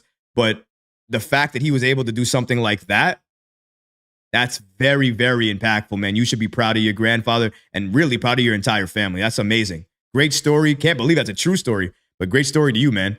Let's see. A few more comments, and then we're going to end for today. AC says, talk about what the 14-man rotation will be next year. So he's actually spammed that comment. I see you now, brother. Well, actually, I had a comment. Well, not a comment, actually, but if you look here, I actually had a slide where I went over what the roster would look like. So if you look here, this may not be the 14-man roster, but it's at least 8. You have Jalen Brunson, Mikal Bridges, Julius Randle, OG Anunoby, Dante DiVincenzo, Josh Hart, Mitchell Robinson, Deuce McBride. If you're looking for others, maybe you can add Isaiah Hartenstein. Maybe you can add Tyler Kolek. Maybe you can add Pacome Dadier. And then you have some other players potentially you could add. But that would get you to around 11, maybe 12. And then once you're done with that, I think you could basically round it out with some two-way players. And the Knicks still have two-way players that they could add. That's likely what's going to be the 13 to 14. Well, if you're talking about 14 players that they would actually play, that would actually be the 14-man roster built out. Obviously, keeping that last slot, the 15-man slot, just in case of anything happens with injury or something like that. They want to remain flexible, so I definitely think that's going to happen.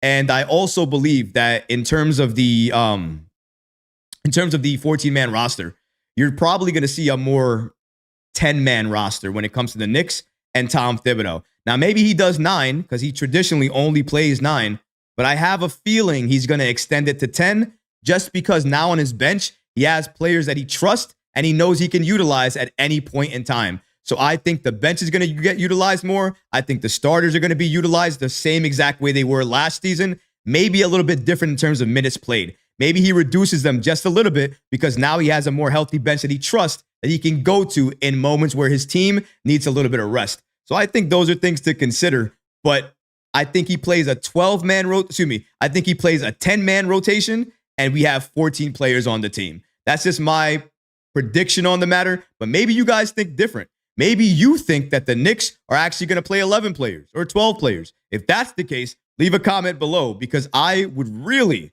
love to hear from you guys. Let's go back to the chat. Let's see here. Burks, gone. Milton, gone. Sims, he'll probably say. Precious, he'll probably say. AC, I'm trying to think about the back end guys right now. I understand what you're talking about, bro. That's why I'm commenting on what you're saying because I understand what you're trying to do. Those guys are not going to be here anymore. The Knicks can't afford those guys, and why would they try to afford those guys? It really wouldn't make sense, would it? The Knicks have a team right now that they're trying to build that legitimately is a contender. If that's the case, you have to add players that are going to help you stay a contender. That's all it is. And adding pieces to do that means that you have to add the right players back. Burks, not the right player. Milton was just added just because of injury and just in case. Sims, he's going to be back because of the contract that he was given. He's also the backup big. Precious Achiuwa is not going to be back even though he's a restricted free agent. He might be, I take that back. He might be back if the Knicks can't find anything better. But I think the Knicks can find something better and cheaper. So because of that, I don't think he's going to be back as well. But very good comments, and I understand why you're saying it. So I thank you for that. Appreciate you. Let's see. Winged, is that Wing Beast or Will Beast?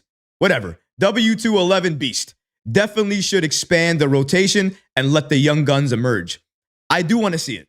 I do miss a 10-man rotation because I miss seeing some young guys play. And I miss seeing another player come off the bench, having his number called and be happy.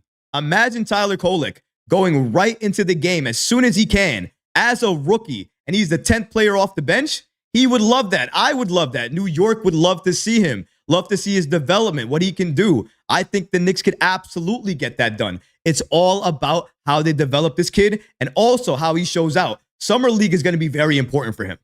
Summer League is going to show you everything you need to know about this kid, how he plays in the moment, how he does when the pressure is on, how he can play when he's taking on players that are taller than him. Can he shoot when contact is there? Can he throw himself into contact, take it, and still make the basket? All his highlights would suggest yes, but Summer League may be a little different. That's why everybody has to tune in and has to watch. I know I will be, because I want to see my rookies. I want to see how they play, and I want to see how they're going to help contribute to this Knicks team moving forward in the future. I think they're going to get significant time. The Knicks wouldn't draft them and trade away all of their first-round picks if they did not anticipate using these picks that they just drafted in some form of way on the roster. That's just my 2 cents on it, but appreciate you, and thank you so much for your comment. Let's keep it going here. Let's see here. All right, one more. Can we hit 3 o'clock? And I want to make sure I don't go too long here. Remember, it's the Knicks recap. If I stayed on for 4, 5, 6 hours, it wouldn't be a recap anymore. 2 hours might be a little bit longer than a recap, but I try to think of it as a recap of all of the things that we're trying to talk about, the important topics and things like that. But last comment here, we're going to go from, I believe this is Mel's Bester 9, and they state, Knicks won't be able to draft next season. They have 2026 for their own first and a second round pick. Bridges, Mitch, and Randall are free agents in 2 years. Randall or Mitch won't re-sign. Bridges extension. Well, here's the thing. Bridges will sign an extension. I believe that. Mitchell Robinson likely is gone. I believe he's traded. Julius Randle is a question mark, and it's all dependent on his play in the It's all dependent on his play in the playoffs, the postseason, and what he can actually do there. His impact in the playoffs is going to determine the amount of money that he gets. If he gets a large amount of money, that means he did a phenomenal job in the playoffs.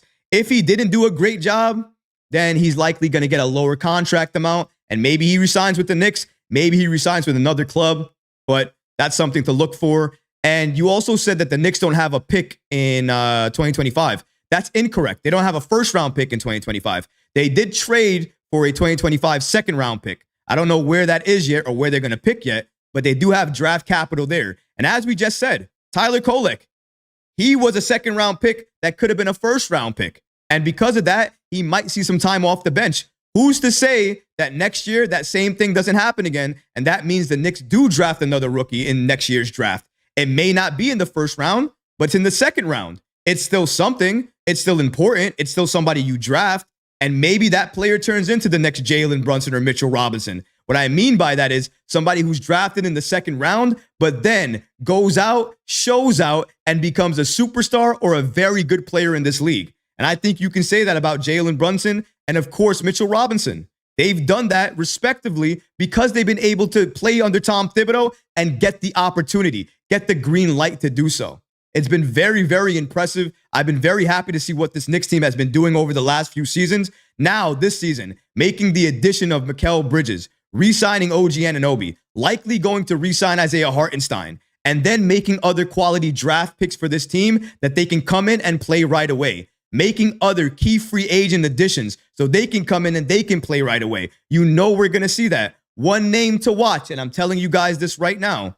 One name to watch has to be, I'm going to say either Andre Drummond or Goga Batiste, because if those two guys are available and they're looking to trade either Isaiah Hartenstein, well, either Isaiah Hartenstein walks or they look to trade Mitchell Robinson, those are the guys to look at that potentially they could add in free agency to come off of the bench. They do have a lot of other options, though. And if they want another potential veteran guard off the bench, Kyle Lowry is a name to watch. There have been a number of reports indicating that he might want to form the Villanova 5, come to this Knicks team, and potentially contribute that way off the bench. I'm sure a lot of people will love it. Me personally, I wouldn't mind it, but if I can get a rookie to do the same thing and develop my future as well as win now, I'd rather do that. kill two birds with one stone, in my opinion. But that's exactly what I would do if I were the Knicks and I'm trying to build this roster out. And that's going to do it for the chat today. I do appreciate you guys. And thank you so much for always mentioning that. Oh, wait, I think we have another chat comment. Let me go ahead and say that again. I want to see that last chat comment that we had. I think it was from Nixon again. Question. I wanted to just go to Nixon's question because I saw it from the corner of my eye and I thought it was a good question. So I want to make sure I get to it. This is the last comment and then we're done. Nixon says, question, with the Knicks drafting point guard Tyler Kolek, what happens to Rokas Jokubaitis? Very good question, and that's going to be the last one. Rokas Jokubaitis is all dependent on Paris. What Rokas does with his team Lithuania in Paris is going to mean everything. If he doesn't make or qualify for the Paris Olympics, he's going to go to Summer League. He's going to test out his merit there, and then we'll see what he can do. If he does something good, then I actually anticipate the Knicks bringing him and hopefully getting him off the bench next season because we do need him. But if that doesn't happen because he qualifies for Paris and he doesn't come to the Knicks Summer League, then maybe the Knicks have no other opportunity to bring him in. And if that's the case, you go ahead and you play Tyler Kolek because you actually have him. He's on the bench. He's a little bit older, but he can help you win right now. He contributes to a win now type of culture. And that's exactly what the Knicks built once they re-signed OG Anunoby to a massive contract and they traded for Mikal Bridges. They have set themselves up right now in this position. Their window to win is 4 to 5 years. And because of that, they have to make sure that each and every year they're keeping their core happy together and also adding the right players that help contribute what they're looking to build, the identity that they have, the culture that they have. Leon Rose has done it. This Knicks front office has done it. Tom Thibodeau has made this Knicks team buy into our identity and never let it go. And now we are finally a finals contending team, and we are going to be that way for 4 or 5 years. It took us 4 years to get here, and now it's going to take us another 4 or 5 years before we're not here anymore. We better enjoy the ride, watch and see what the Knicks and the Leon Rose and this Knicks front office is going to do, and definitely wait and see what we are going to have when it's all said and done on this roster. We're still building it out. We're still making moves. We still have a number of different players that we can add in free agency, and we can still make sure that these second rounders that we drafted yesterday can still have a prominent role on this team. It's going to be very interesting. The Knicks have a lot of decisions left to make, IHart being the number one of them. But you know what? I think he's going to stay with this Knicks team, and we're not going to have anything to worry about moving forward. But that's going to do it for this episode, guys. So I appreciate each and every one of you joining the live stream, smashing that like button, making sure that you share this stream with all of your friends and family. That means a lot. It supports the show, and it helps everything that we have going on here. But until next time, Knicks fans, I hope you enjoyed this episode. And if you did, go ahead and smash that like button, leave a comment below, and of course, guys, please subscribe to the channel. Until next time, Knicks fans, peace. And thanks for watching the live stream. I'm out of here, but be sure to wait for these clips that are going to be released this weekend. Peace out, guys.